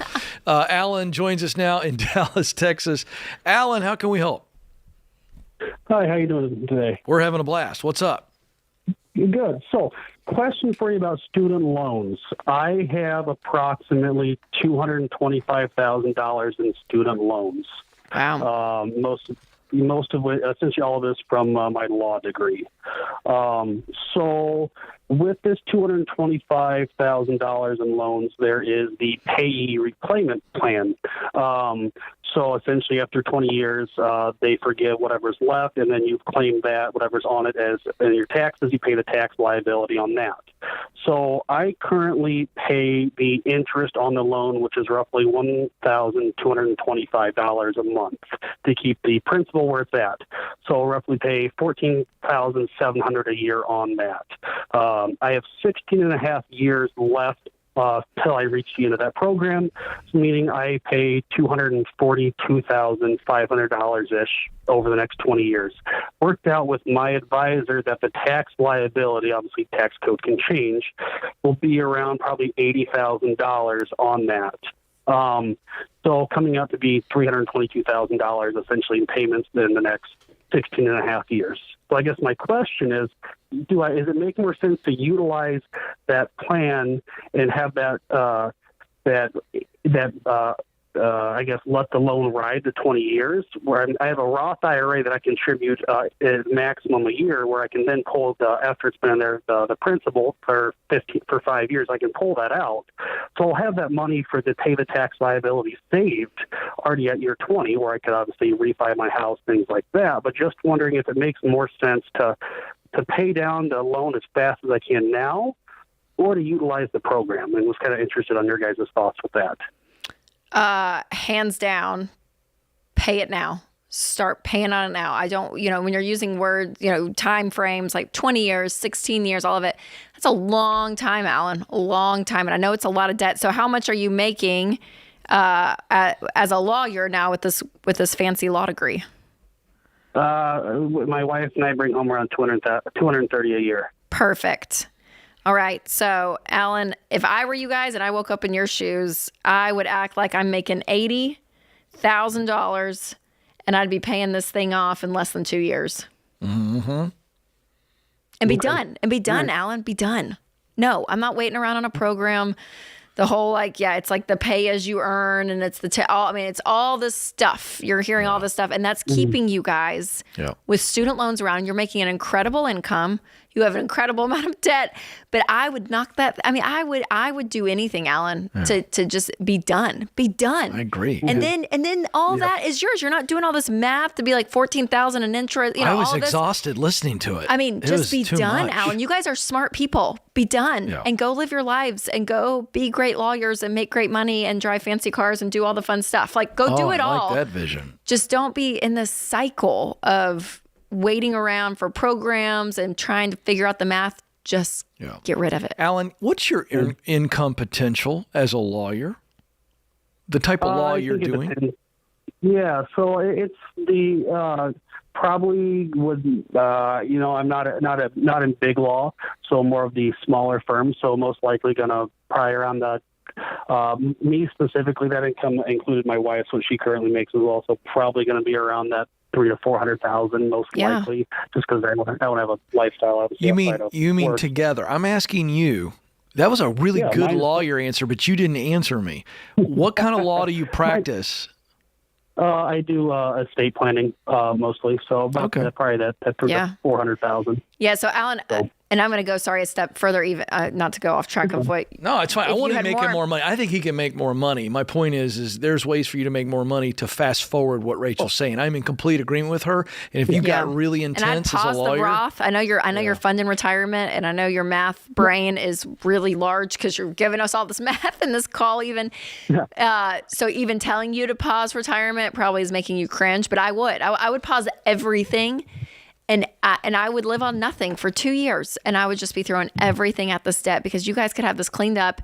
And then with your income potential, Alan, like what you guys are, you're going to be millionaires. Like you guys are going to be doing great if you finally just say, we're going to be done playing this math game of figuring out, what can I dance around here and let this. No, y'all make great money. Yeah. And let that work for you. Let your income be the thing that helps speed up your wealth building, which it is. Your income is your largest wealth building tool. And so I would go scorched earth, Alan, you and your wife. And I know Dallas, it's a hard city to do that in. It's kind of that southern LA and and the lifestyle I agree. Creep is there. And you guys are probably used to living a certain lifestyle with this money. But, man, I would freaking buckle down and just say, lock arms and his go. His law degree and his experience and skill set is an opportunity to print money. And I'm not being crazy about this, but you can make more money. And I would be billing more. I would be finding, can I do some freelance legal work? What does a move up the ladder look like to get to what you said, to get to freedom?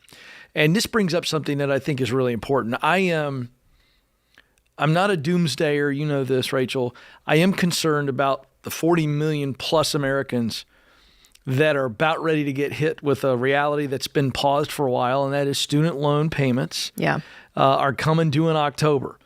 And I think it's going to be a lot of pain in this country. And so we've decided to say we're going to jump into this, and we're doing a very important event. It is a free event. It's our student loan debt live stream, Tuesday, September 12th, 7 p.m. Central. Dave Ramsey, Rachel Cruz, Jade Warshaw are going to be talking about how we got here. But more importantly, if you're here and that's student loan debt, is there hope? The answer is yes. Is there a way out? The answer is emphatically yes. So we want you to join us. It's a free live stream. Listen, tell your friends, your family members about it. If you know somebody that is feeling the weight, the pressure, the stress of those student loan payments coming due, please join us. September 12th, it's a Tuesday night, 7 p.m. Central. Here's where you get the details. It's free. RamseySolutions.com/student loans. RamseySolutions.com/student loans. It's an important night, an important conversation. Don't miss it. Hope is going to be there. RamseySolutions.com/student loans. We'll be right back.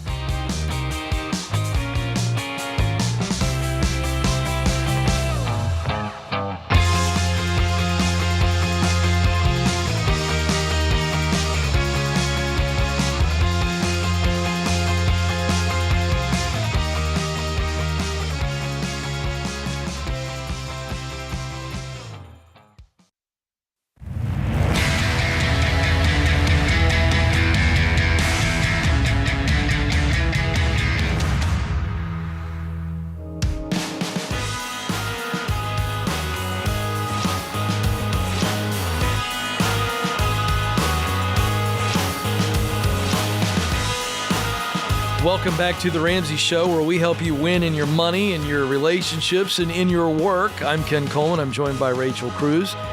The phone number to jump in on the conversation is 888-825-5225. So here's a quick question for the audience. Who likes free cash? I'm waiting. Me. All right, My hand is up. I hear the hands. I hear the hands going up all over the place. Seminar lobby. Good. I'm glad you like the free cash because you've come to the right place. You could win one of our $500 weekly prizes or the grand prize of $3,000.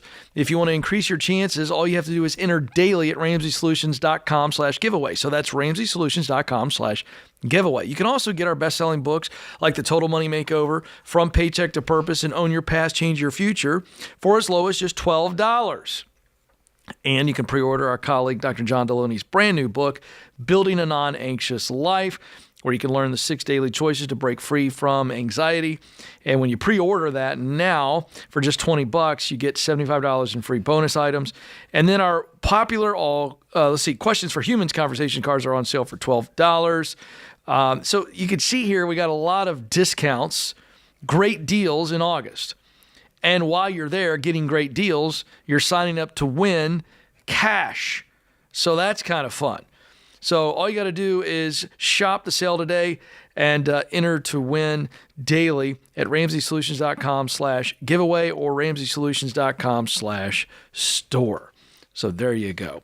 All right, let's get to the phones. Julie joins us now. Oh, Green Bay, Wisconsin. The Packers. The frozen tundra of Lambeau Field. Do you know what any of that means at all? Nothing? The Packers, Lambeau Field, yes. All right. But it's football it's my favorite time. Ken. You Right. know, when you host with Ken and a city comes up, it's like, oh, the Empire State of Mind, New York City's I get a little up next. excited. The I like Cowboys playing Dallas. And Right. I looky like here. the references. We got Dallas coming up next. You're But like he a- pronounces them right. like an old man. Thank you very much. There it is. All right. Green Bay, Wisconsin. Hey, you know what? I can't help myself. Julie, are you a? What? Let's get Julie Let's on. get I want to Julie know. on. Are you a Packers fan, Julie? Hi, Rachel and Ken. I guess I have to be because I live in Wisconsin, right? Right. I know. I actually live a little south of Green Bay, but right. We'll claim it. They give us a general area, little- and so I got a little excited. I could tell Julie that you could yeah. care less whether the Packers win or lose. It doesn't matter. I don't think they want to spell Oshkosh, so. Oh, you're in Oshkosh? I am. Is that where Home Oshkosh EAA. Bagosh was founded? I don't think so. In Oshkosh Bagosh, yes. Is Yes. that right? The Oshkosh Yeah. clothing brand is from Oshkosh, Wisconsin? Yes. Yes. It is originally Julie, from here. I'm so glad you called today. Julie, Rachel knows Filled this. with You knowledge. made my day because I'm going to go home and drop that in the conversation tonight with my wife. I'm going to be like, did you know that the Oshkosh little brand we buy for kiddos Oshkosh Bagosh. is from Oshkosh, Wisconsin? Is it Oshkosh? Why am I saying Bagosh? Is that right? It's Well, just that was the commercial. Okay, good. Just making sure. The name brand. Bagosh is the name of the clothing. That's it. That's it. Okay, See, all right. see, you get financial wisdom, you get work advice, you get relationship advice, and you get the little trivia fact that could help you out at the local bar. Yep. Never know. There you go. All right, Julie. Julie, we're here for How you. can we help Thank you now for that we've helping wasted us. your All time? right. Oh, no problem. It's fun to talk about Wisconsin. Yes. So I am finally getting my divorce finalized next week. Oh gosh. It's been a long time coming. Yeah. And I think we're just both ready to be done. The lawyers split everything, and we're very amicable people. So I just kind of want to just run it by some Ramsey folks here. What to do with my settlement. So I'm on baby step 2. I've paid off since the spring. I started with Ramsey, and I did take a course, Financial Peace. FPU. Yeah, Financial Peace. Thank you. And I've paid off about $10,000. Good for you, Julie. In debt. Yeah, and I had been starting on it before I found Ramsey, so it just kind of like energized me and made me feel like I could really live how I want to live instead of kind of living the normal American life. Love that, Julie. That's awesome. Yeah. So I only have about a little over $5,000 left in debt. Good for you. I will be getting a cash settlement of just over $30,000. So that would complete my step 2 and 3, and I'd have just a little bit extra. But then I'm getting a 401k of about $70,000, and I thought one time someone else had called and they were going to be cashing that because with the Quadro, I wouldn't get the extra penalty. And I guess I'm just trying to figure out, right now I'm renting. So what I'm looking at is possibly using that for a down payment for a house or condo, whatever I end up finding. So. Yeah. I mean, I think that could be for sure a great option. Yeah. The idea of keeping 401ks around with employers of exes and all of that is not a great option. And yes, the 10% penalty that you usually would pay before 59.5 during divorce settlements, I'm pretty confident you're exactly right. I think you can cash out without penalty. Do you have any retirement savings on Julie? I have a pension that I'll get about $400 maybe a month. Okay. If I wait till like 65. And then I also have over $100,000 in a 401. For you? I just switched it to a Roth 401. Okay. So good. Good for you. What is your income, Julie? A couple different 401. Yeah. What's that? What is your income?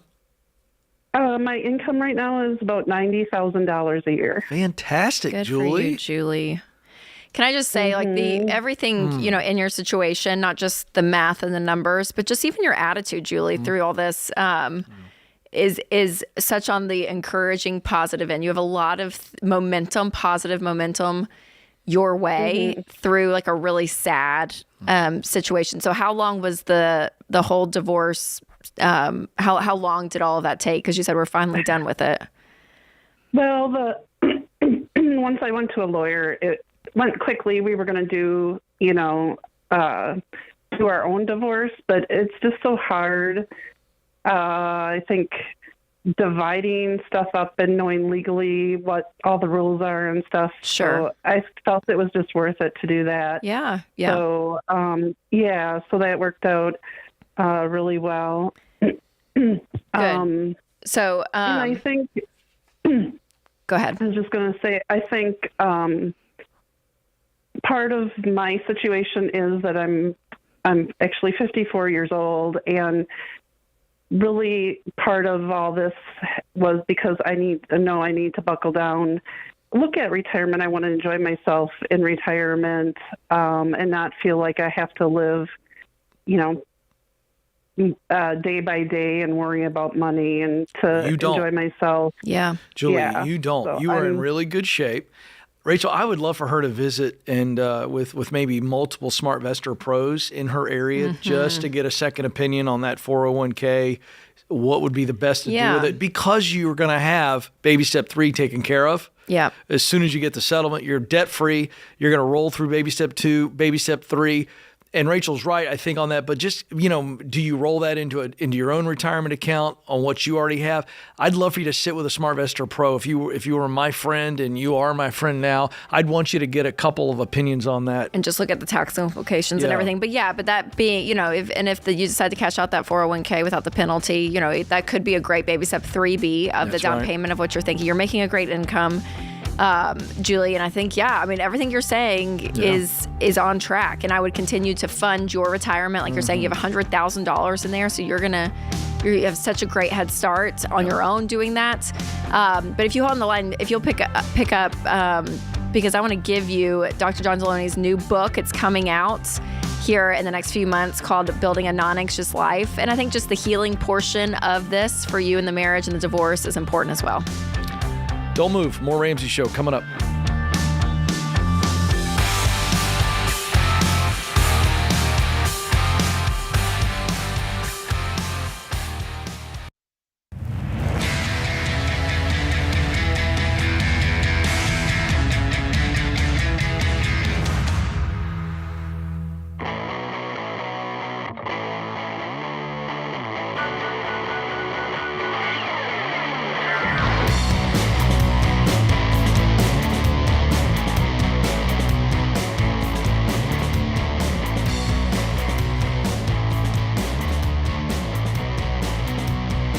Welcome back, America. You've joined the conversation here on The Ramsey Show about your life, specifically your money, your work, and your relationships. I'm Ken Coleman. I'm joined by Rachel Cruz this hour. We are here for you. Let's get back to the phones. In Phoenix, Arizona, Ray is waiting. Ray, how can we help? Hi there. Thanks so much for taking my call. You bet. I am on baby step 1, and I'm struggling because I don't necessarily know how to manage that feeling of insecurity I keep getting of only putting $1,000 in my emergency fund and then moving on to baby step 2. Oh, that's just a really good question. Yeah, So that's when we get tell a lot. us what you are specifically worried about, because I feel like I heard you say, I'd like to have more than 1,000 saved. Is that what this is really about? Is exactly how I'm feeling. And I'm feeling like even when I do get 1,000 in it, I'm not going to have my budget where it's cut out, where I'm spending every single dollar every month.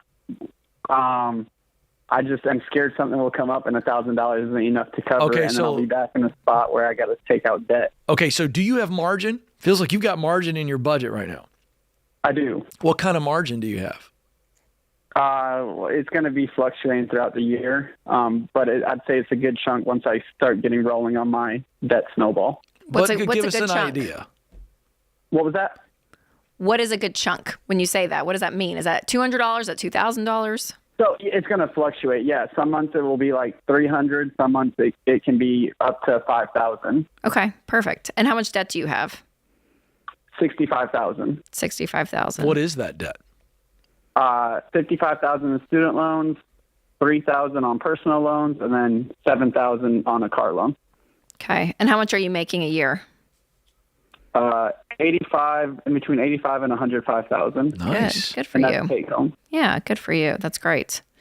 So yeah, I mean, I think part of that $1,000 emergency fund, there is going to be a level of angst and urgency, which makes people go through the baby step 2 that much faster because they're like, oh my gosh, I feel like if something were to happen. But the truth is, right, majority of emergencies that we see, whether it's new tires on a car, whatever it is, most of it is under $1,000. So majority of it is.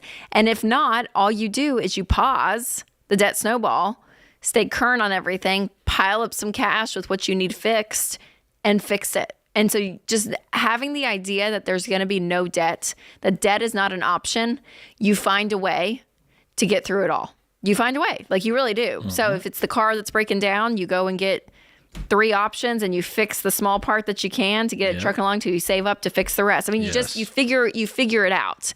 And so the problem is that debt has just become such a safety net for people that mentally you can't even imagine, not having the credit card just in case of an emergency. And so that $1,000 will cover most of the stuff that you need. And if it doesn't, you just pause, pile up some cash, and go through it. And Ray, here's the deal. I love how Rachel explained that, because if you think about that, and she's right factually, most of those emergencies are under $1,000. But I got to the point when I first started this many, many years ago, Rachel, I didn't want to touch the emergency fund. And my first step was not to touch the emergency fund. It was to rework the budget. Yeah, totally.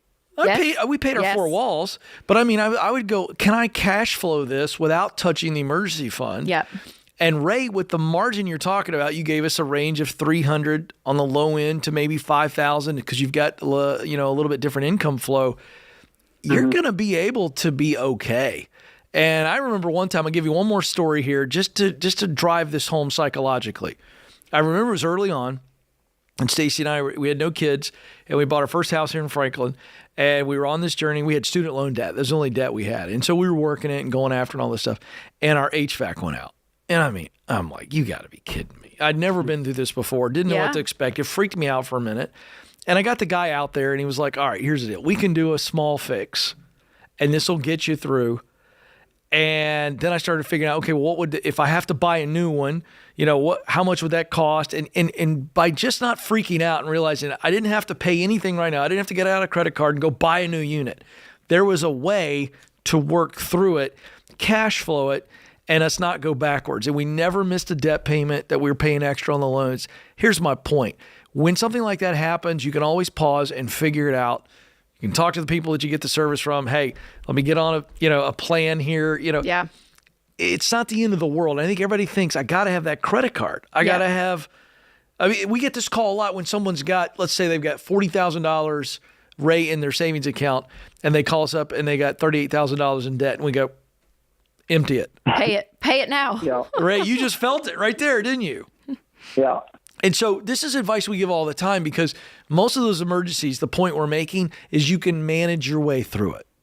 You can. And Ray, I mean, a big part of this too is feeling this intensity of getting out of debt. I mean, like, That's a huge point. We talk about the behavior change aspect of all of this, and you have to do something different to get a different result. And you obviously are at a point that you're not happy with where you are financially, so you want to change your habits, you want to change the way you're looking at it. And the faster you attack this debt and it is gone and it's out of here, which, you know, you're going to, you know, if you guys buckle down and you work extra, you make some more, I mean, you know, to be able to get this paid off in probably 3 years, there's something powerful about having this intensity towards that baby step 2, which is really key. And so we want that $1,000 fast. I mean, we tell people 30 days or less, get that, sell stuff, do whatever you can, get $1,000 and move on, because you want this momentum to start. And the more you kind of like placate, okay, well, we need like 5,000. It's going to take us 6 months to save it up. And, you know, it just drags the process on as your income continues to go to payments. So getting to that baby step 2 quickly and going through it as quickly as possible is really is your best bet to building wealth. From getting to point A to point B, getting your income back where it's yours is one of the biggest things you can do. So it's the fastest way. And again, Ray, you're a grown up. You can decide, you can get off the call and decide to do what you want. But this has just been proven over and over and over and over and over and over and over. Yeah. You know what you need, Ray? I think Rachel's right. You know what you need? You need a big win in the next week. So what's the smallest debt? Was it the $3,000 personal loan? Yeah, well, one is 1,000 left on it, and one is 2,000. Okay, so the debt snowball. You're familiar with this, yes? Yes. All right. How quickly could you pay off that $1,000 chunk? How quickly? I've budgeted in for September. Nah, that's. I appreciate that. I said let's just have some fun here, see if we can get you some momentum. What could you do, Ray? Side something here or there, sell some stuff. What could you do to get $1,000 outside of your current income before end of September? What could you do? Yeah, I mean, I need to sell my vehicle, and I could easily have that done. No, well, that's selling the vehicle. I'm not saying we got to jump to that, because that's one of your. What's that vehicle worth? I think it's worth around like $8,000 right now, and I've got $7,000 left on it. Yeah, but then you don't have a car.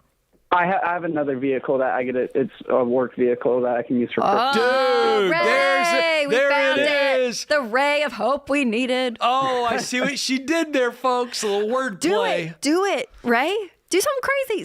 Sell the car. You'll get $1,000. You'll Oh my gosh, you'll have. We knock out 2 debts with that one sale. What's your car payment right now on that? $235, and I'm paying $150 in insurance. Boom! You just gave yourself a raise. Yeah, the car's gone. The personal loan's gone. You're taking a little bit out of that student loan, and you're on. I mean, you're getting there. Ray, you with us? Yeah, it's hard. I haven't even got through baby step 1 though. That's the hard part. I just need to do it. Sell the car and get to baby step 1 done. Yeah. Dude, rip the Band-Aid off. Just do it. You got to just decide. It's one of these things. It's going to feel so good. Gosh, who was I watching on Instagram? It was some health guy. He's like, no, you know who it was? It was Tony Robbins talking about. Some health guy. Talking about his workout or something. Oh, yeah. And he's like, there's no negotiating. You just do it. You just gotta do it. Oh, yeah. There's no negotiating. Yeah. Just move. Jump in. Just do it. Just do it. So, Ray, well, Tony Robbins. Cold plunge. Just do it. Jump in the cold water. Just do it. That's going to be great. By the way, I love what you did there. What? I'm going to call this segment Wordplay with Ray. I see what you did there. You remember what you did? Ray. Yes, I do. I know exactly what I did. Ray. I call you Ray. All right, folks. Ray's going to do it. It's going to be fun. How many of you need to just do it? I love it. This is The Ramsey Show.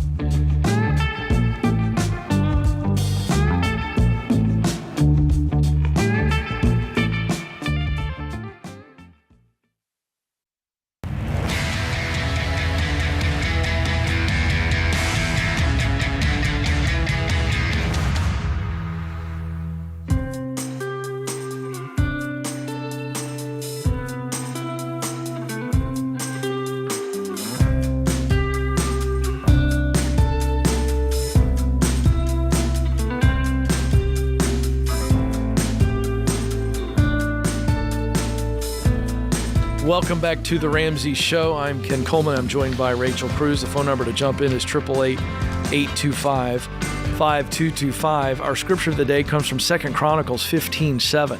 But as for you, be strong and do not give up, for your work will be rewarded. Oh, this has got to be a Rachel Cruz themed quote of the day. Ooh. None other than the good ones for me. Vera Wang. Oh, thank you, gentlemen. How about Little that? Fashion. When you have a passion for something, then you tend not only to be better at it, but you work harder at it too. That's a Ken Rachel combo, because that's I my would agree jam. with that. That's what I do here at Ramsey's. I want you to find work that you really, really love, have a passion for, because you're going to make that unique contribution. Vera Wang, great style. Would you say she's more known for her wedding gowns? Yeah. That's her thing? That's how I think about her. But Glad to know that I got that one right. I was a little nervous stepping out there Did on the end good. of the diving board. Did great. Fantastic stuff. All right, let's go to Fort Worth, Texas now. Judy is there. Judy, how can we help? Hello? Hello, Judy. Hi, is this Ken? It is Ken and Rachel. And Rachel. Yes. Nice talking to you. Yeah, how are you today? Good. I had a good interview it's a temp job with a school. Great. In a dean's office. Yeah, and it could lead to other jobs. So I'm encouraged about Good. the opportunity. Way to go, Judy. That's a good report. That made my afternoon. Oh, good. Yeah. Well, my question is, I have a pension. It's just I wanted to know because I'm paying about $1,600 a year in interest on $13,500 of credit card and line of credit debt. Okay. And the interest went up, because of the prime rate. And so what I'm wondering is if I should take money out of the pension, about half of it out of the pension, and just like take out $7,000 the first year and $7,000 the second year, so I don't pay a lot of taxes. And I figured out that the taxes on it would be they're gonna send 20% to the IRS, but because of the fact that I don't make that much, especially working temp, I'm figuring I'd get maybe half of that back, half of the taxes back. So that's my question is to save on the interest, should I pay off that $13,500 out of the pension in 2 years' time? Judy, how old are you? That's around 65. Around 65, okay. Only Rachel could ask that 65. question. I am 65. Yes. All right. And how much are you making? Well, that's the thing. I'm just currently in a temp job that I'm getting about $580 a week. Okay. What would this job pay that you interviewed for today? They didn't discuss salary, but it would probably be comparable because it's the same number of hours, and it might be a little bit more because it's a dean's office. Okay. How much is in your pension? $31,000. Okay. Any other retirement that you have? Any other savings? I have $1,000. I made the baby step. I also have $460 for an annuity that I took 10 years ago to get my medical paid for life. Okay. So you have that cash, and that's it. Okay. Because, my goal for you is I want you debt free and starting to build up more of a retirement, but that is going to require still, you working and bringing in that income to knock out this $13,000. So are you living off the pension right now? I have been for 10 years because I took it early to get the medical paid for. Okay. And how much? Yeah. How much I have no out of pocket? Okay. With the medical. And how much is coming into the pension to you each month? 40. 40. 440. Oh, 440. Okay. A month is what you're getting from that. Yeah. Yeah. I really want to keep that pension just in place, Judy, just for your retirement's sake, and have you knocking out this $13,000 from this job that you have, and maybe even being able to work more hours and doing what you can to get this $13,000 paid off so that you're not touching that pension, because you want to continue to be able to have that into retirement. So that's my knee jerk to yeah. Well, being able to do that is down the road because this temp job is going to be 9 months and it's going to be 29 hours a week. Okay. So I won't be able to, I'll just be able to make the minimum payments for the next 9 months. And I've taken the Microsoft Office suite classes, and I'm almost done with that. And so I'm going to sit for the certification.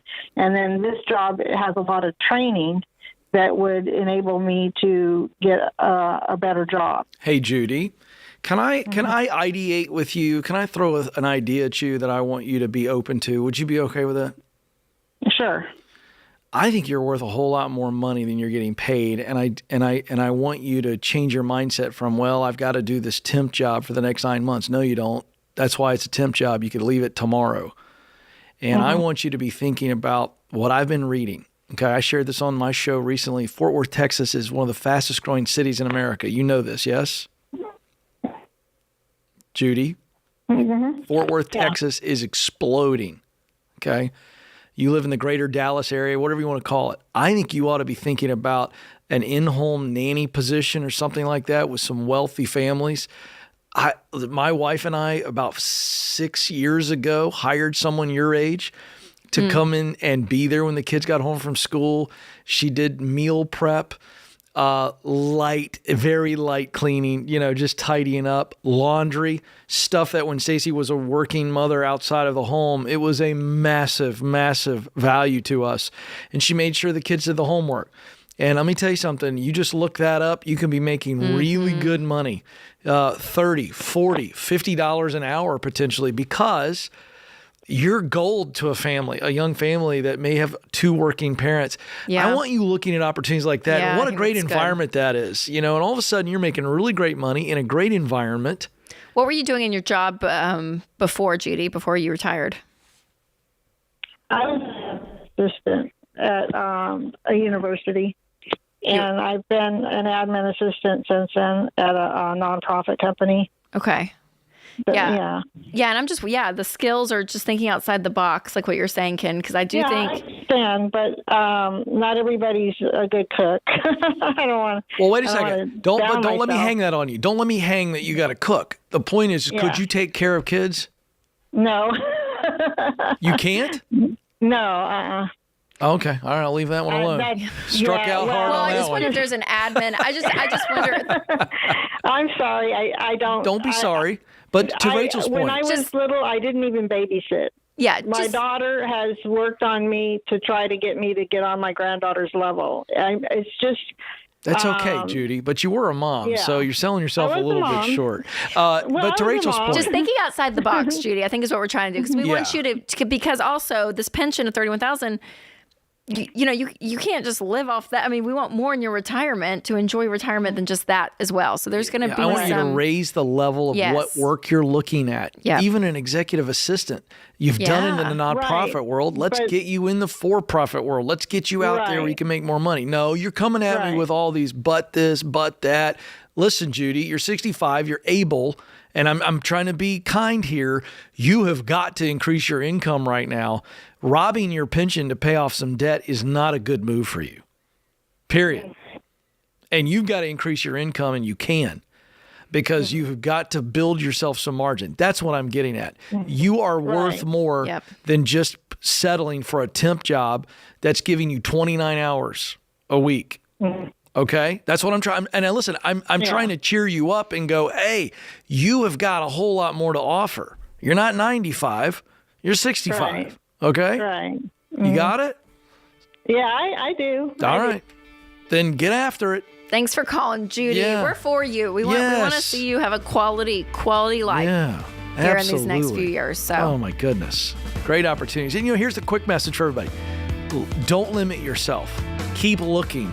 Yeah. Don't limit yourself. Rachel, great fun today. Always good to be with you. Always, Ken. Yes. Thank you, America, for listening. Yes, thank you, James Childs, our fearless leader who somehow keeps the train on the tracks. Hey, we'll be back before you know it. This is The Ramsey Show.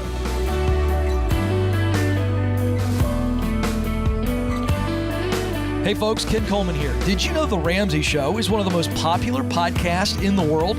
Get your daily dose of advice on life and money. Check out all of our shows from The Ramsey Network wherever you listen to podcasts.